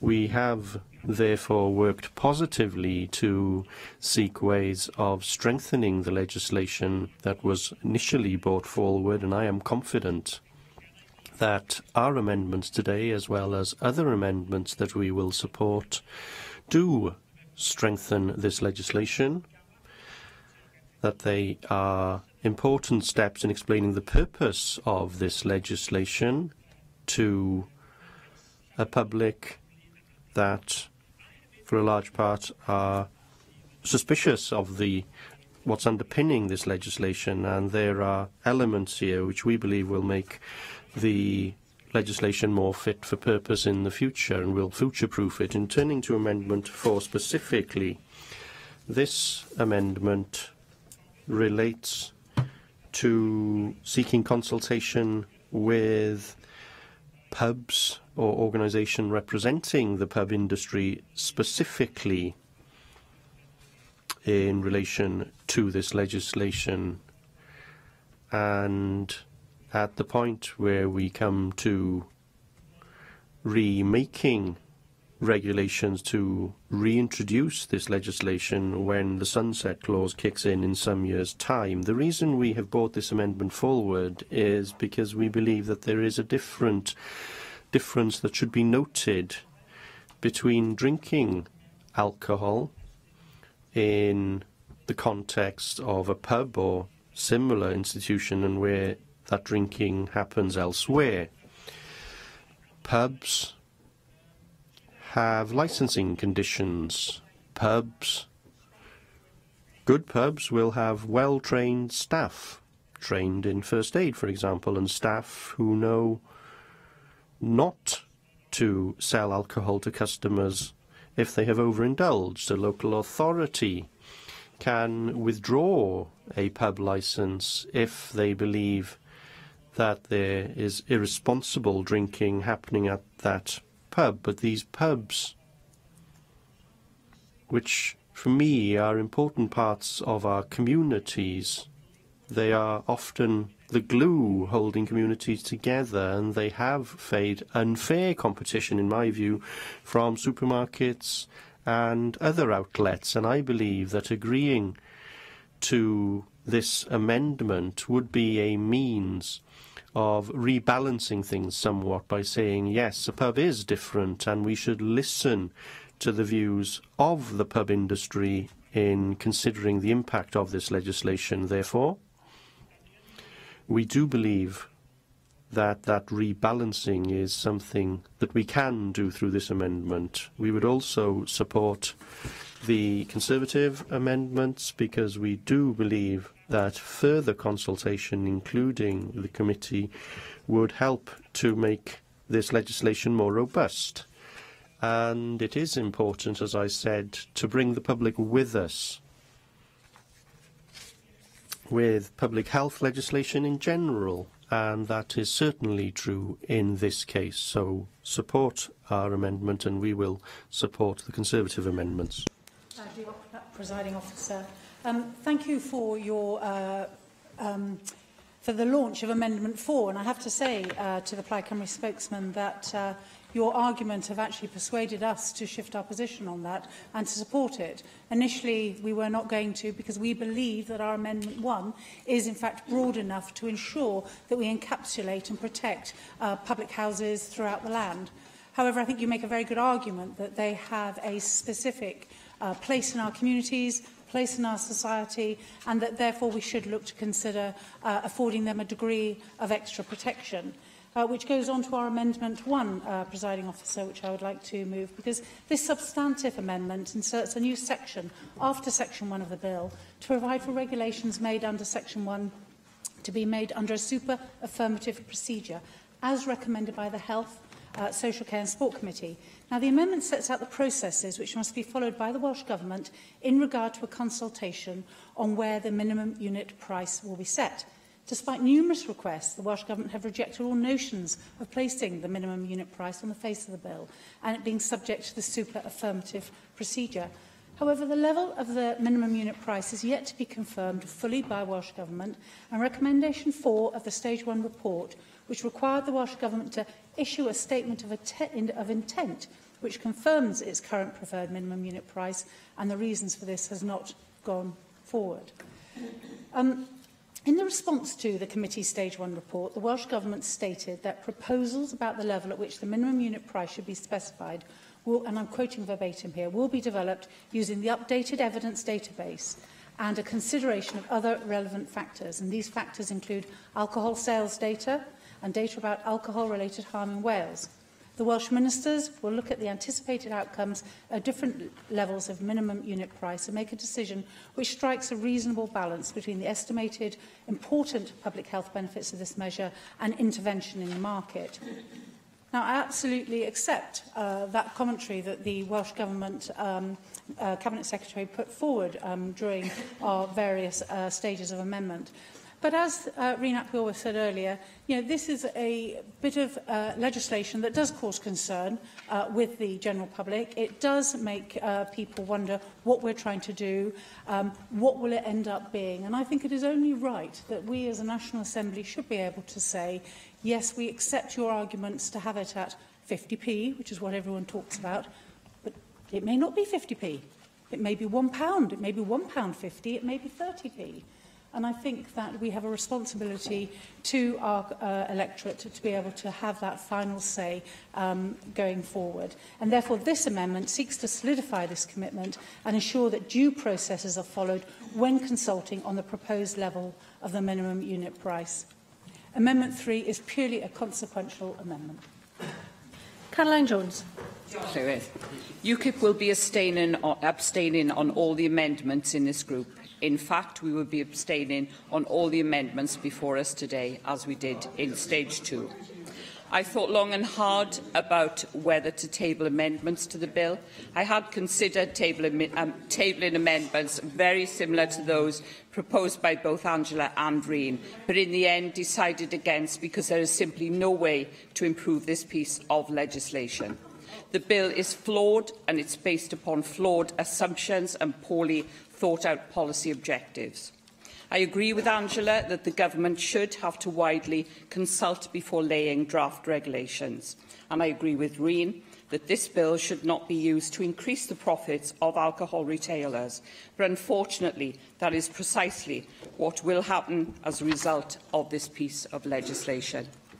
It is based on unsound and untested data.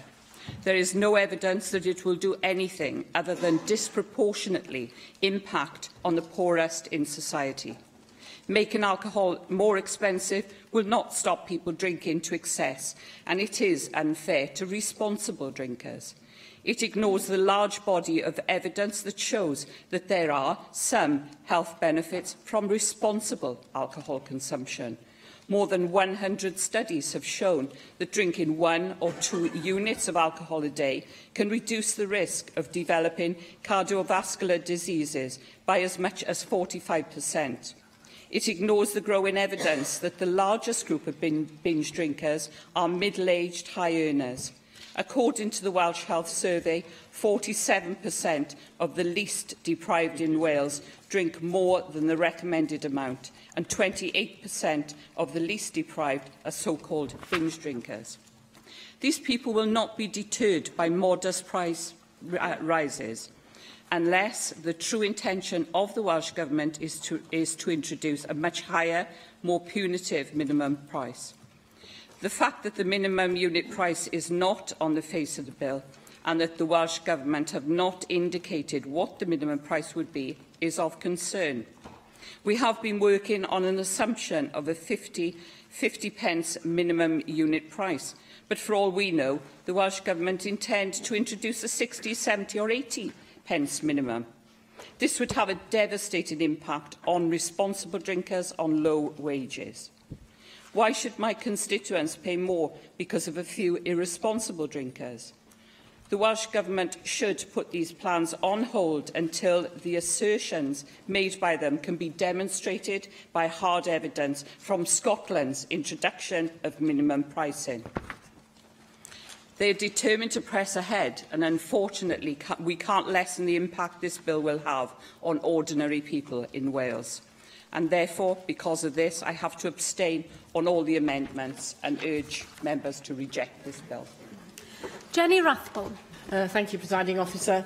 I'm rising to say that I think both these amendments are inappropriate because we've been talking about this for quite a long time and we now need to get on with it.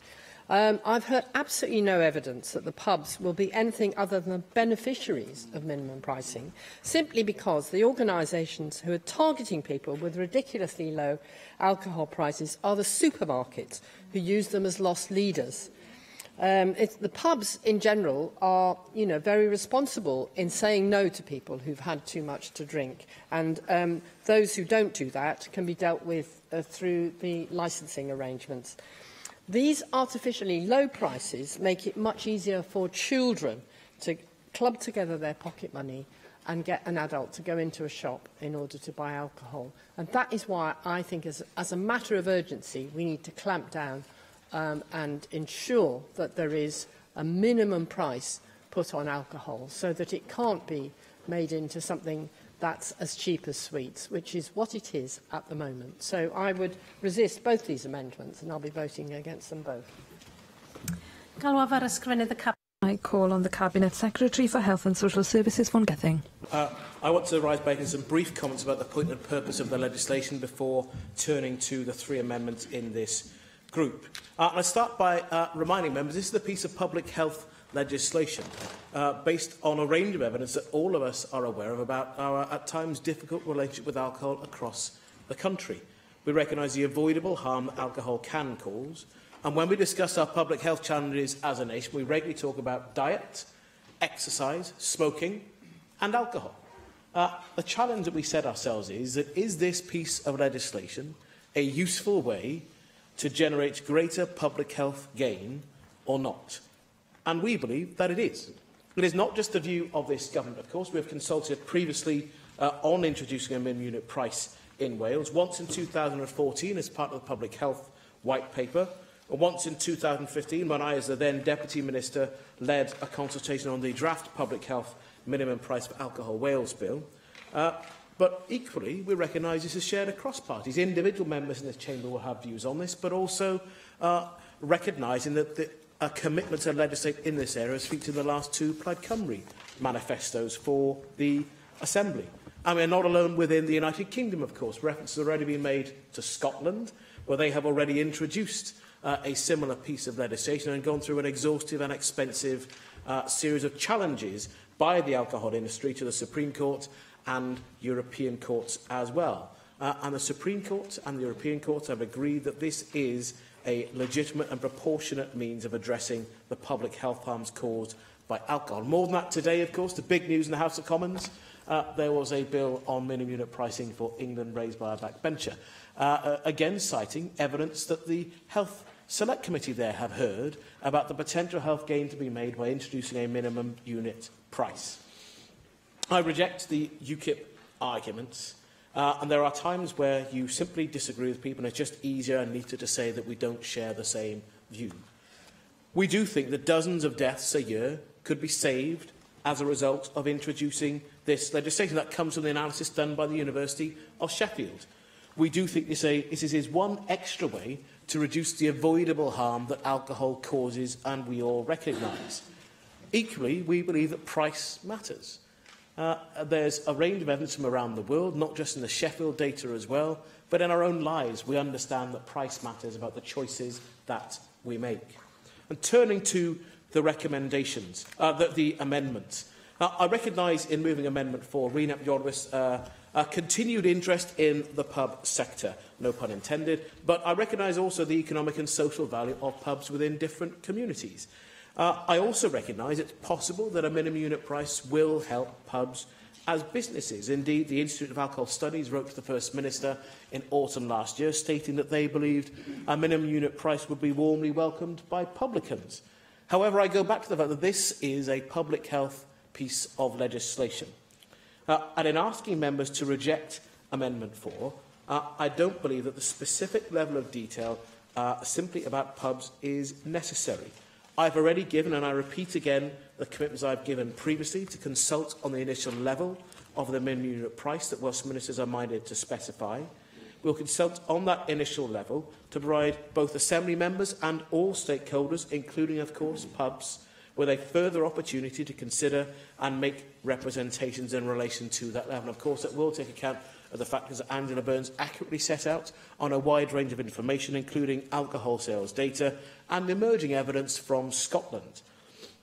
However, turning to Amendments 1 and 3, I continue to believe that the level of detail proposed to make regulations under this bill, should it be passed, is neither necessary nor desirable.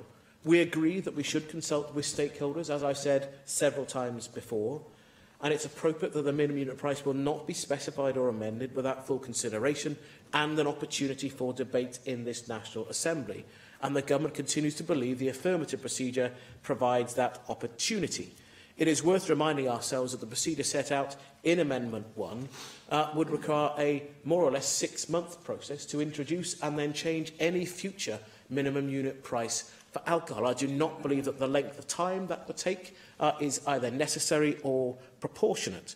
And more than that, it's worth pointing out to members this Assembly has previously agreed in introducing land transaction taxation to undertake the procedure advocated by the Government today to have an affirmative vote. And I believe it would be odd to say that you can change taxation rates across Wales by an affirmative vote, but to change the minimum unit price for alcohol, there must be a 6-month process to undertake. I recognise there are differences across this chamber, but I do ask members to reject and not support Amendments 4, 1 and 3. Sorry, you know the initial rate the Government is setting when it comes to land transaction tax. And it does seem odd to have this debate on this hugely important principle, which I broadly support, but we can't do anything to set the original rate. So you can go high, you can go middle, you can go low. We can't say. You'll have this power immediately from regulation to do that, and that does not get the full force of scrutiny in this chamber, as you well know.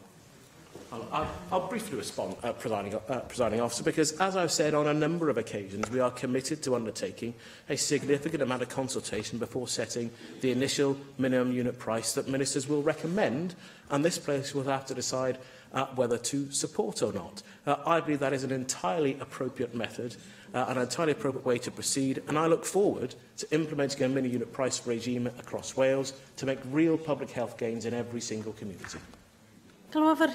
I call on Rhina Piorwerth to respond to the debate. Thank you very much. I will briefly comment on that final point first of all.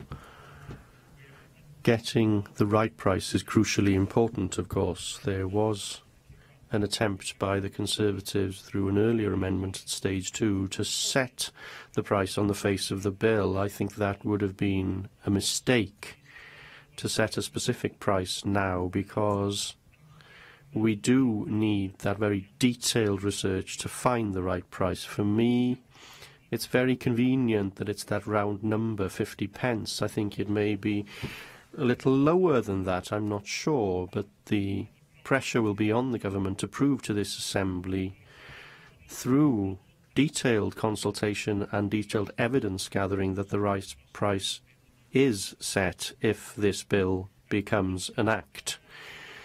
To respond to the other comments on the amendments, may I thank Angela Burns for indicating that she and her party will now be supporting our Amendment 4. It does show the value of debate and persuasion. I regret that the government, however, hasn't been persuaded on this issue.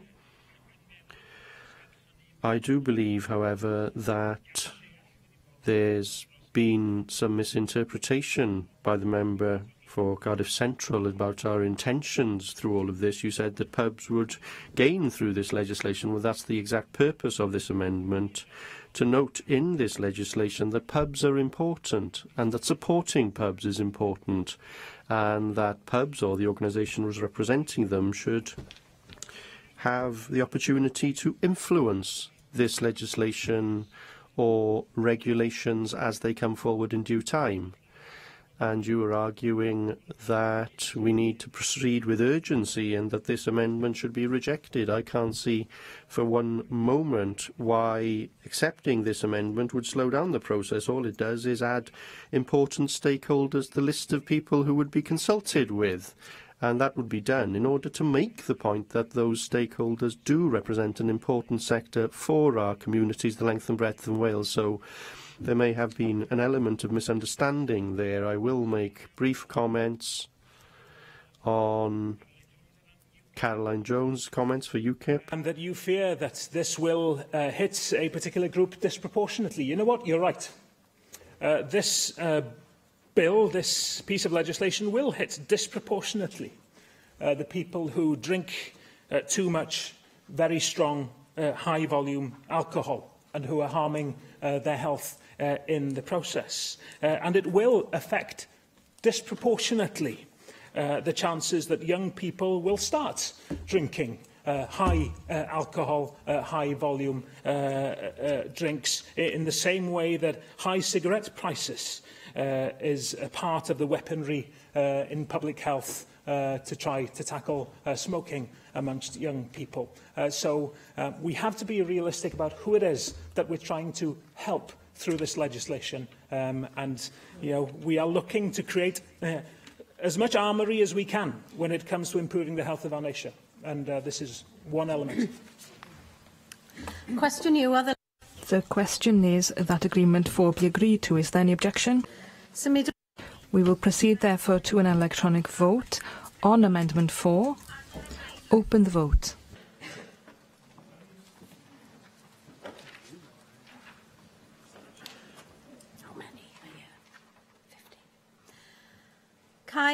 Close the vote.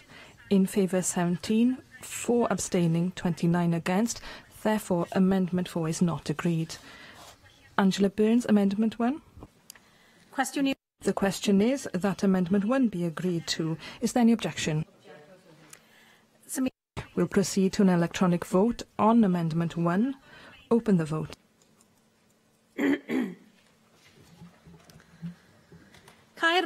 Close the vote. In favour 17, 4 abstentions, 9 against. Amendment 1 is not agreed. The next group of amendments is the group in relation to the report on operation and effect of the Act. Amendment 2 is the lead amendment in the group, and I call on Angela Burns to move and speak to this amendment and the other amendment in the group. Presiding Officer, and I'd like to move Amendment 2. We have a responsibility here, and our responsibility is not just to make law, but to make good law. And if you're going to make law, especially groundbreaking law, law that is not common in other home nations, and not hugely common, in fact, in Europe, then the least you can do whilst and when you've made that law is to make sure that you have caught the data that you need to ensure that your law goes out there and actually does what it's supposed to do, that it affects the right people and it achieves your policy objective. And so what our Amendment 2 does, is it specifies the characteristics which must be considered as part of the evaluation report and who the Welsh ministers should consult with in preparing this report. Because I remain conscious of the concerns that were raised at committee level and in the explanatory memorandum that increasing the price of alcohol products could eat into the budgets of families and individuals on low incomes, or could lead to the substitution of alcohol for illicit substances. For example, recommendation 14 of the committee Stage 1 report specifically stated these concerns to the government. To continue to proceed without strengthening the bill, to put in place a system to regularly monitor these concerns would, in my view, make bad law. And I don't want to make bad law, I want to make good law that actually lies lightly upon the shoulders of the people and does what it is supposed to do. To be fair, since Stage 2, the Cabinet Secretary has set out plans for evaluating the Act, which speaks to many of the specific concerns raised at committee and in my previous amendment. The letter from the Cabinet Secretary on the 22nd of May back to the Health Committee talks of using a theory-based evaluation method known as contribution analysis to evaluate the bill. Now, I have no problem with the suggested methodology per se. However, the Welsh Conservatives are seeking to place this amendment on the face of the bill because it is vital that no matter which methodology is used, it is important the criteria detailed in this amendment is gathered from the very earliest stages. To be frank, Cabinet Secretary, this level of information should be analysed no matter what methodology is used. This is not just our view, but the view of many witnesses and the cross-party membership of the Health Committee. Now, I'm not going to read through every single part of our amendment, but we do want to capture information about persons whose consumption of alcohol exceeds the current UK Chief Medical Officer's guidance. We do want to capture the specific age groups of persons considered to be at higher risk of harm from alcohol. And we said to Welsh Government, you decide that, but we want to get that information. We want to have the impact of alcohol consumption on income group. You know, Wales is not a wealthy nation for an awful lot of people, and it is vital that we do not have unintended consequences that have a ripple effect in so many people's homes.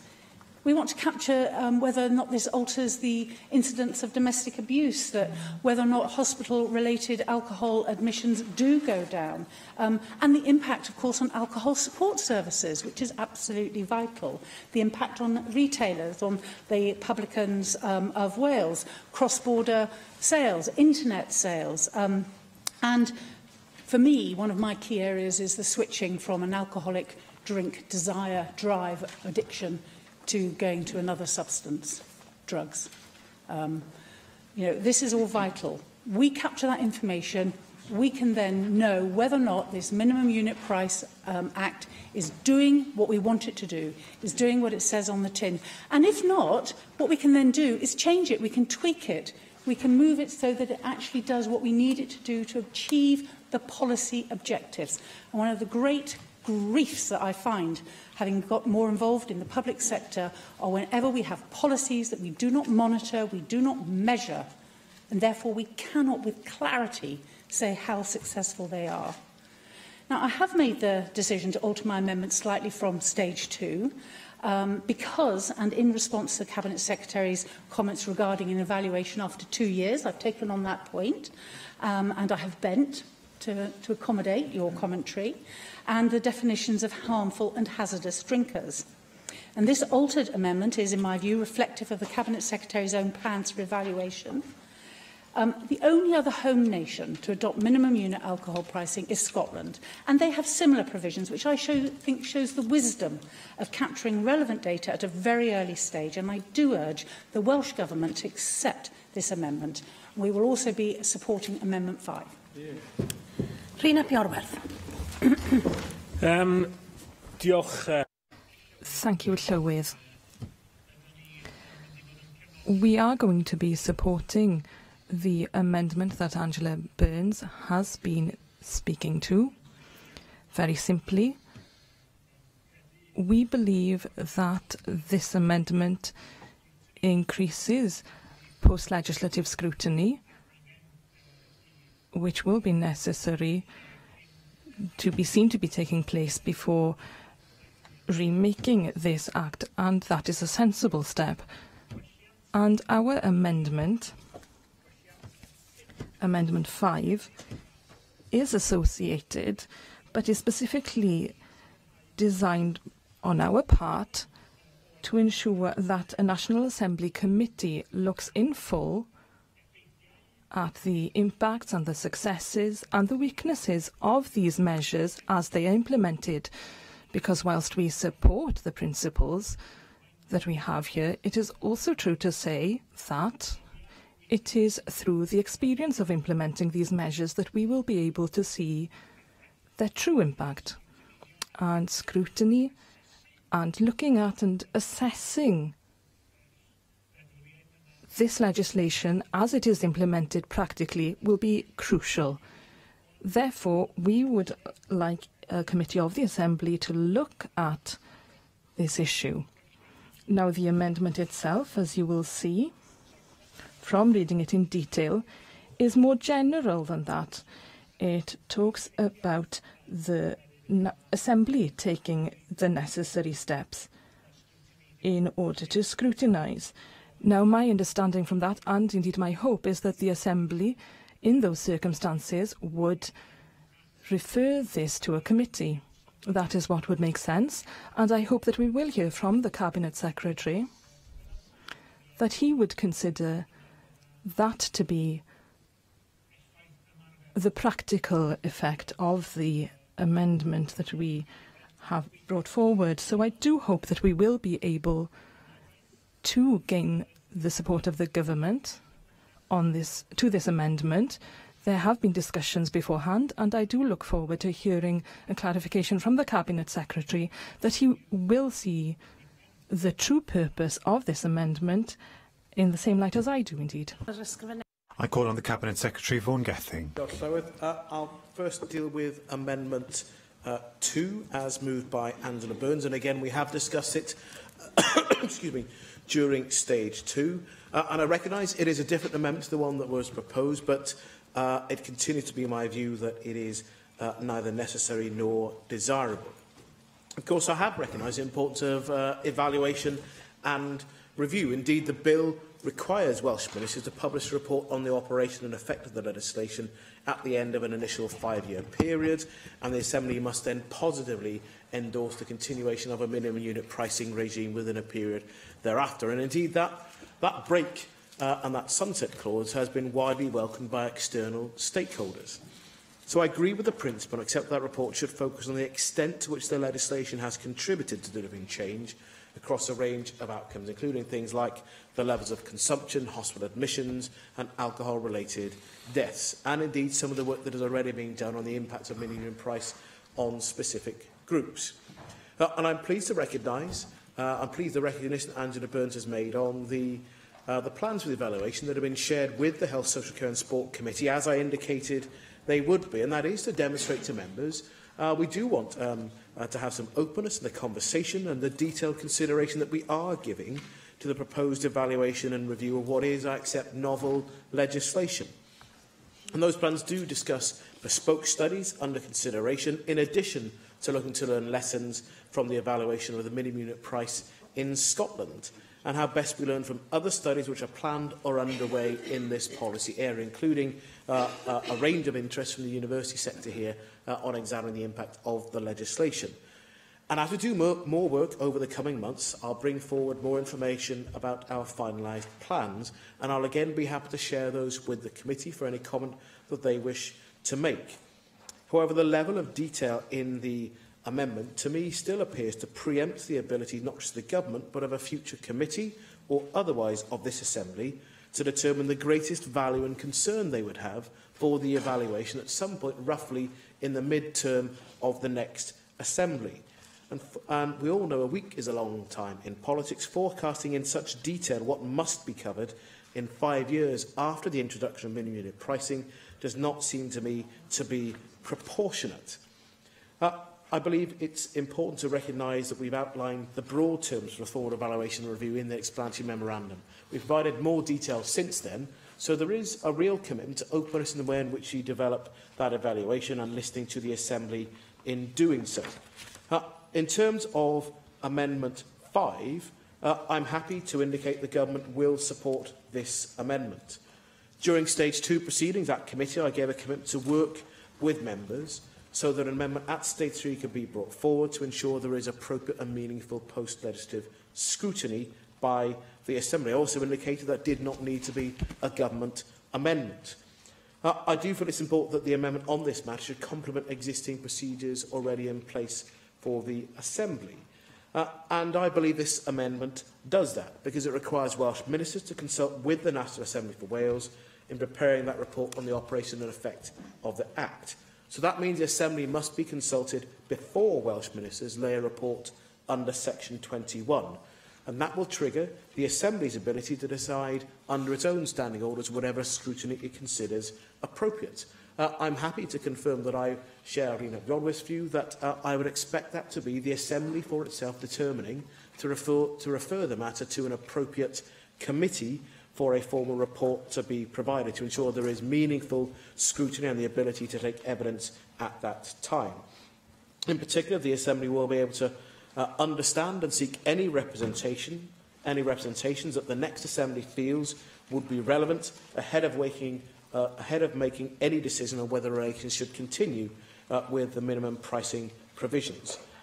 So therefore, I'm happy to indicate the Government will not be supporting Amendment 2, but to indicate again the Government is happy to support Amendment 5. I call on Angela Burns to reply to the debate. Thank you, Madam Presiding Officer. Cabinet Secretary, I'm completely underwhelmed by your response. In the years that I have been here as an Assembly member, I had the pleasure of chairing the Finance Committee for a term. I've also sat on some of the very heavy-duty policy committees, namely Education and Health. And time again, I have found policies where there has been precious poor monitoring, very little measurement, very little real analysis of the effectiveness of policy that's been undertaken. Here we have before us a proposal for a piece of legislation. Whilst I recognise that your sunset clause is nicer than it was and has been welcomed by a great many people, the reality is that legislation is very seldom repealed. In fact, I'm struggling to think of a piece of legislation in the Welsh Assembly that's ever been repealed, but I'm open to any offers. And so I feel very strongly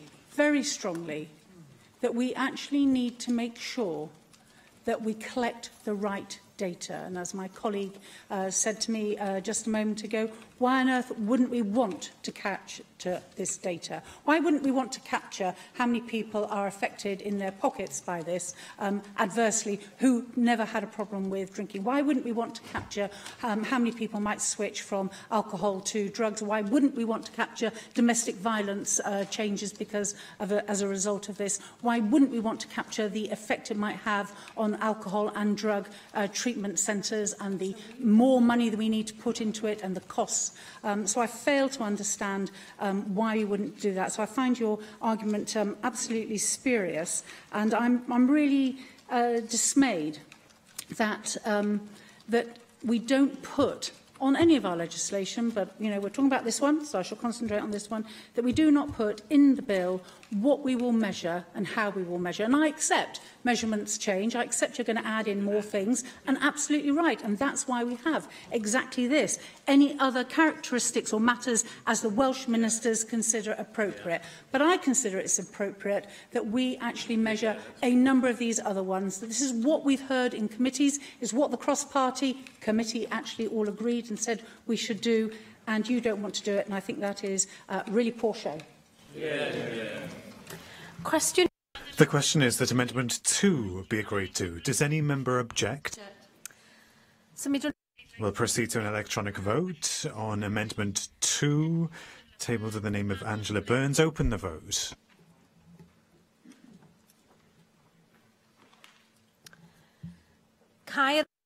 Close the vote. In favour 17, 4 abstentions, 29 against. Therefore, Amendment 2 is not agreed. Rhina Piorwerth, Amendment 5. Formally, the question is that Amendment 5 be agreed to. Does any member object? We'll proceed to an electronic vote on Amendment 5. Open the vote.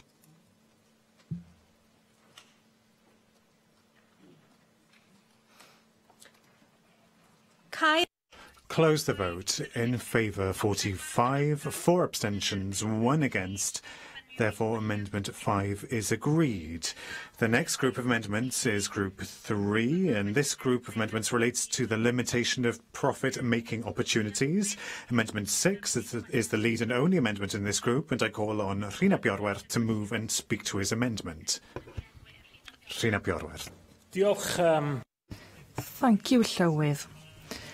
This amendment is one that has been designed to tackle an issue of concern in relation to implementing such an act in Wales, and it's also an issue that was something of an obstacle in terms of similar legislation in the Scottish Parliament, and strangely enough, it is an obstacle that led to Labour ultimately voting against the legislation.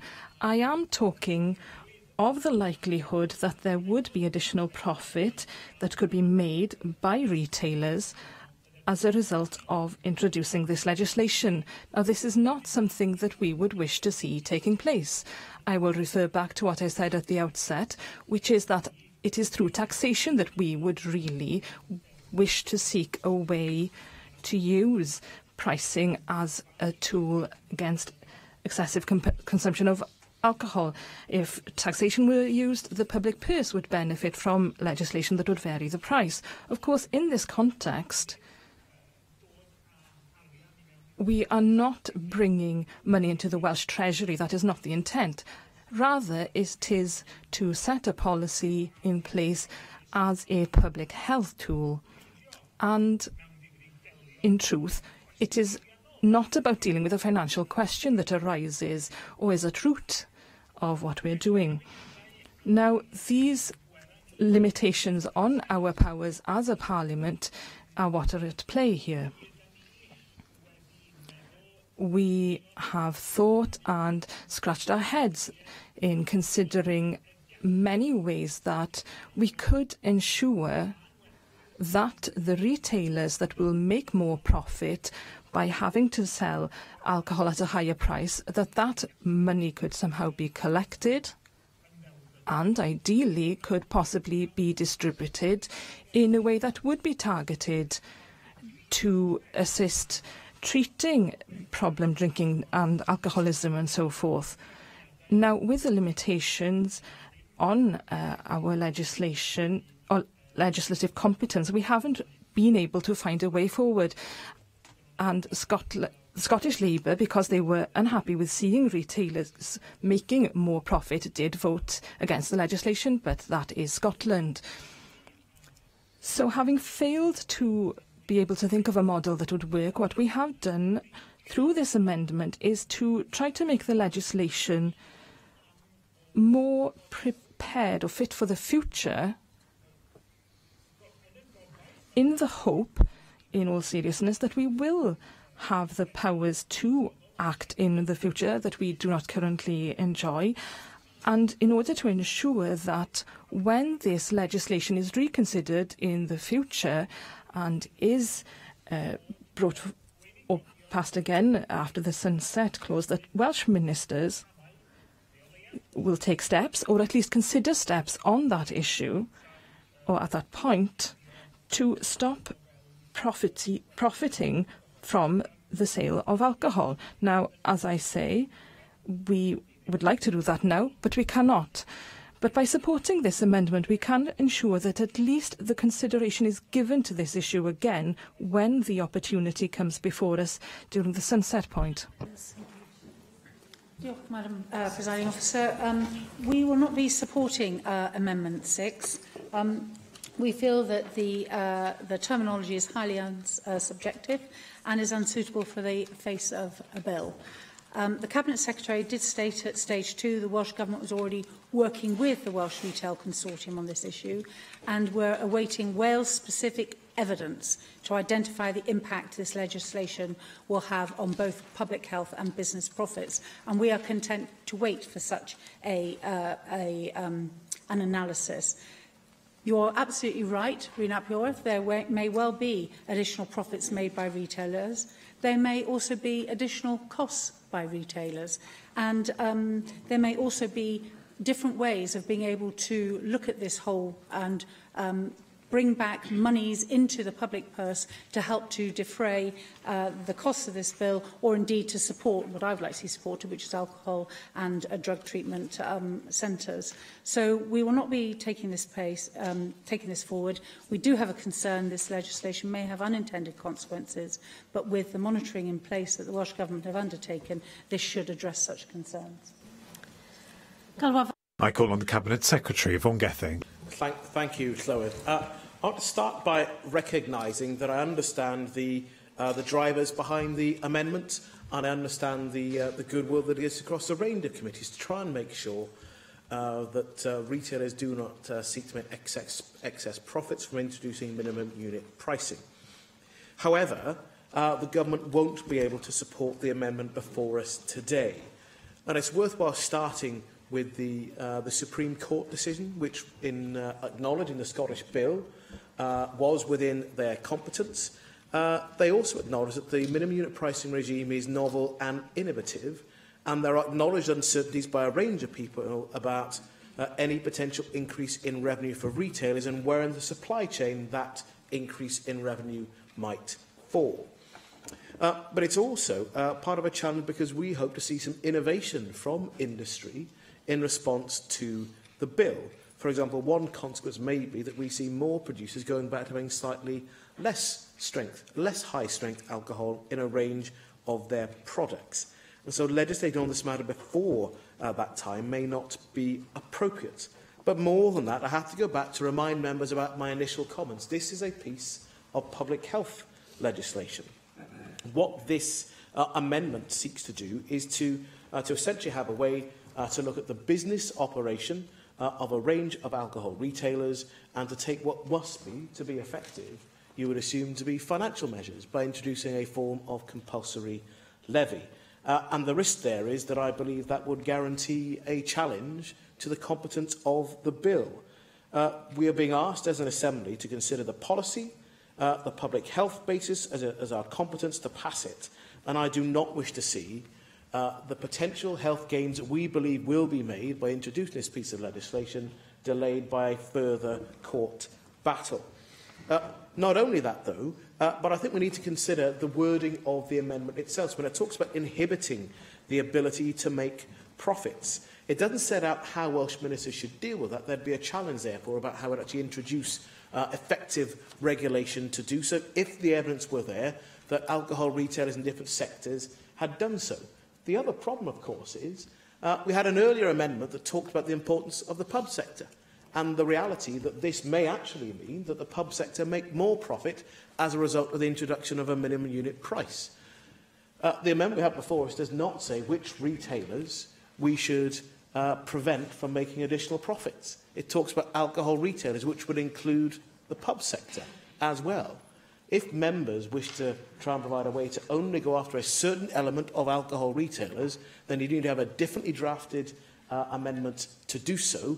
This simply doesn't do it. Every single alcohol retailer covered would be covered by the amendment before us. And I do not believe that is the intention of Rhyn ap Iorwerth in moving the amendment. What I do want to reiterate to members across parties is that the Welsh Government continues to engage with the industry, as Angela Burns recognised, in having a conversation about the potential for voluntary action, to understand where profits have been made and to understand whether those retailers have a continuing responsibility to act.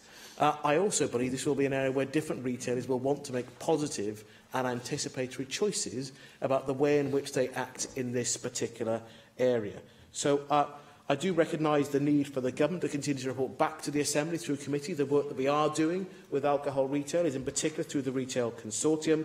But I would ask members, bearing in mind the challenges around competence, the indirect and I'm sure unintended consequence on some alcohol retailers, including pubs, and I would ask members not to support the amendment before us, but to take in good faith the Government will continue to report back on the area of the potential for a voluntary contribution. Rhyn ap Iorwerth to reply to the debate. Thank you very much for your responses and your comments on this amendment. And I think that in my opening remarks, I did say that we had been unable to do what we truly wanted to here. But we did feel that it was very important to bring forward an amendment that would keep this issue a live one into the future. It doesn't surprise me in a way that you, as other parties, have been able to find weaknesses in the way that we did bring forward this amendment, because this is an issue that it isn't easy to find a solution for.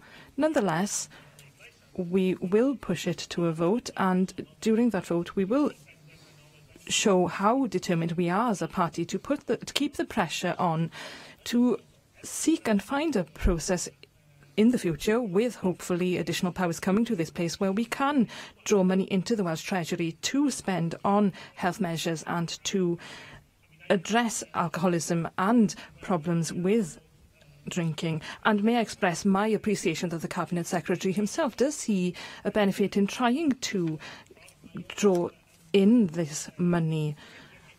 And the way that he wishes to look into it is to develop some sort of levy, a voluntary levy. I'm sure that we will play our part in scrutinising that type of levy as it is developed. But certainly we know that there will be profits being made. There will be additional profits being made as a result of this bill, should it be passed. And we need to use every opportunity to ensure that the pockets of the large supermarkets do not grow larger because of that. And if it is possible, we can divert that money to spend on improving the health of our nation, then we should seek ways to do so. The question is that Amendment 6 be agreed to. Does any member object? We'll proceed to an electronic vote on Amendment 6. Open the vote.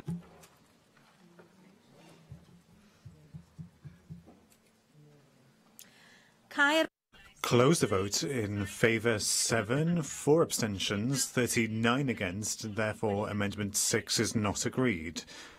Angela Burns, Amendment 3.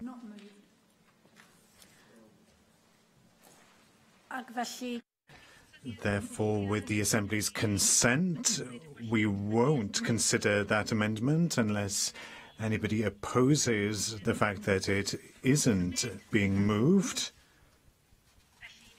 So we move on to Group 4, the final group of amendments relating to promoting public awareness of minimum pricing for alcohol. Amendment 7 is the lead amendment in this group, and I call on Rhyn ap Iorwerth to move and speak to the lead amendment in his name. Rhyn ap Iorwerth. Thank you very much, Llywydd.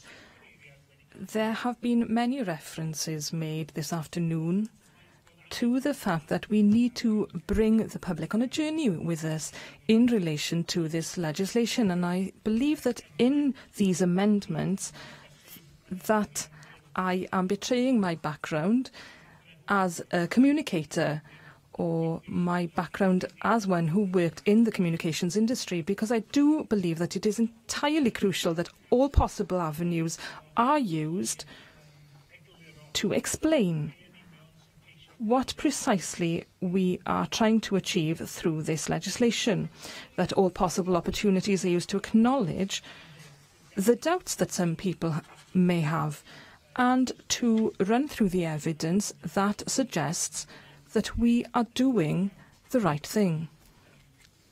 Therefore, these amendments are here to ensure that on the face of the bill, the promise is made that communicating the intent and purpose will be a crucial part of what we are doing.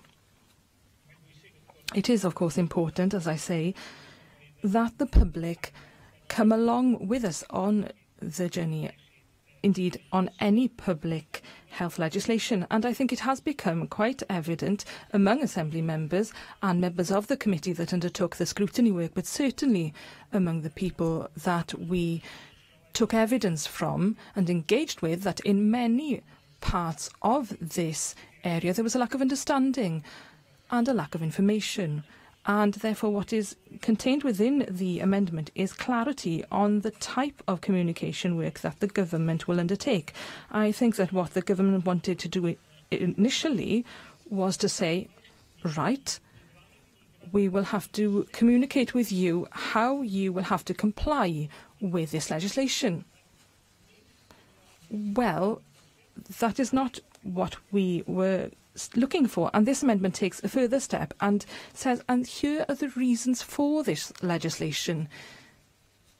Because of health concerns, this legislation is being introduced. It is because of all this evidence that the Assembly has come to the conclusion that introducing a minimum price is or can be an effective tool. And therefore I am confident, following our discussions beforehand with the government, that we can get agreement and support for this amendment. And indeed, I would hope even from the benches to my right that we would be able to get the Assembly's approval and consent for what we are seeking to do here, because whether you support the principle or not, when it comes to an act being implemented, it is very important that that act, that legislation and its intents and purposes are explained clearly to the people throughout Wales. Thank you, Madam Presiding Officer. We will be supporting both Amendments 7 and 8. At stage 2, my colleague Susie Davis raised concerns that a promotion plan was yet to be shared, which is of great concern to us. And we need to take every opportunity we can to reinforce the public health message. We all talk about it here an awful lot. We need to start talking about it out there. I call on the Cabinet Secretary, Vaughan Gething. Thank you, Presiding Officer.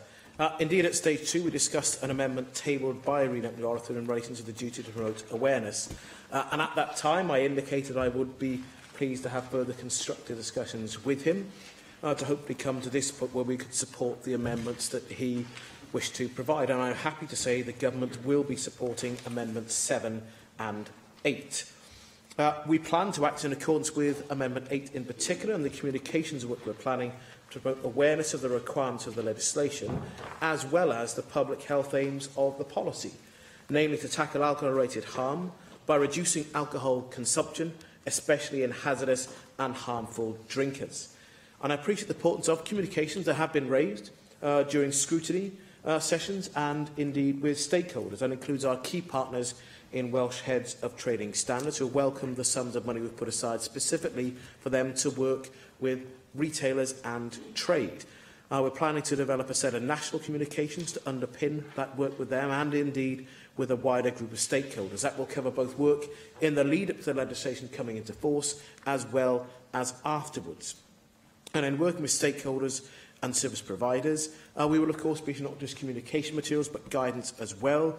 And I have this week written to the Health, Social Care and Sport Committee with an outline of that guidance and how we will be developing that further. It will of course include looking at what is already happening within Scotland, and I'm pleased to report that there continue to be constructive and helpful relations between officials from the two governments to share information and practice. But also engage with area planning boards and other stakeholders like the Children's Commissioner and indeed the Older Persons Commissioner and the Substance Misuse Network. We fully recognise the need to work with service providers and their clients to share information about the forthcoming legislation and identify ways to help those who may need help and advice. We'll also undertake a range of public attitude surveys before and after implementation to measure public awareness of the new law as part of our ongoing evaluation work. So I take on board the points that have been made, not just retail and trade, but a broader public health message as well about the understanding of why this legislation is being introduced. And I look forward to working with members across parties and not just outlining what we will do, but hopefully we can celebrate the success of this legislation, making a real difference to public health right across the country. Rhina Piorwerth, to reply to the debate. Yes, very briefly, politics and politicians can be accused sometimes of being out of touch with the public who elect us. It is an accusation that may be fair at times, and sometimes I believe it can be unfair. But in this case, with this amendment, what we have is a bridge directly between this piece of legislation that we are discussing as parliamentarians and our electors, the people of Wales, who will live with and come to understand, I'm sure, this legislation in due course because of the communication that will take place by including these amendments on the face of the bill. I move the amendments formally. The question is that Amendment 7 be agreed to. Does any member object? We'll proceed to an electronic vote on Amendment 7. Open the vote.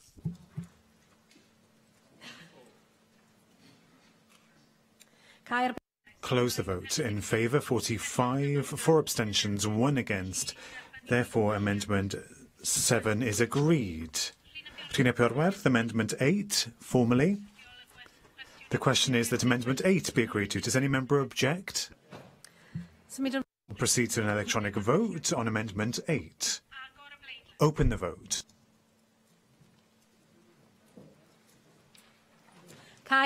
Close the vote. In favour, 45. 4 abstentions, 1 against. Therefore, Amendment 8 is agreed, and we have therefore reached the end of our Stage 3 consideration of the Public Health Minimum Price for Alcohol Wales Bill, and I declare that all sections and schedules of the bill are deemed agreed. And that concludes Stage 3 proceedings.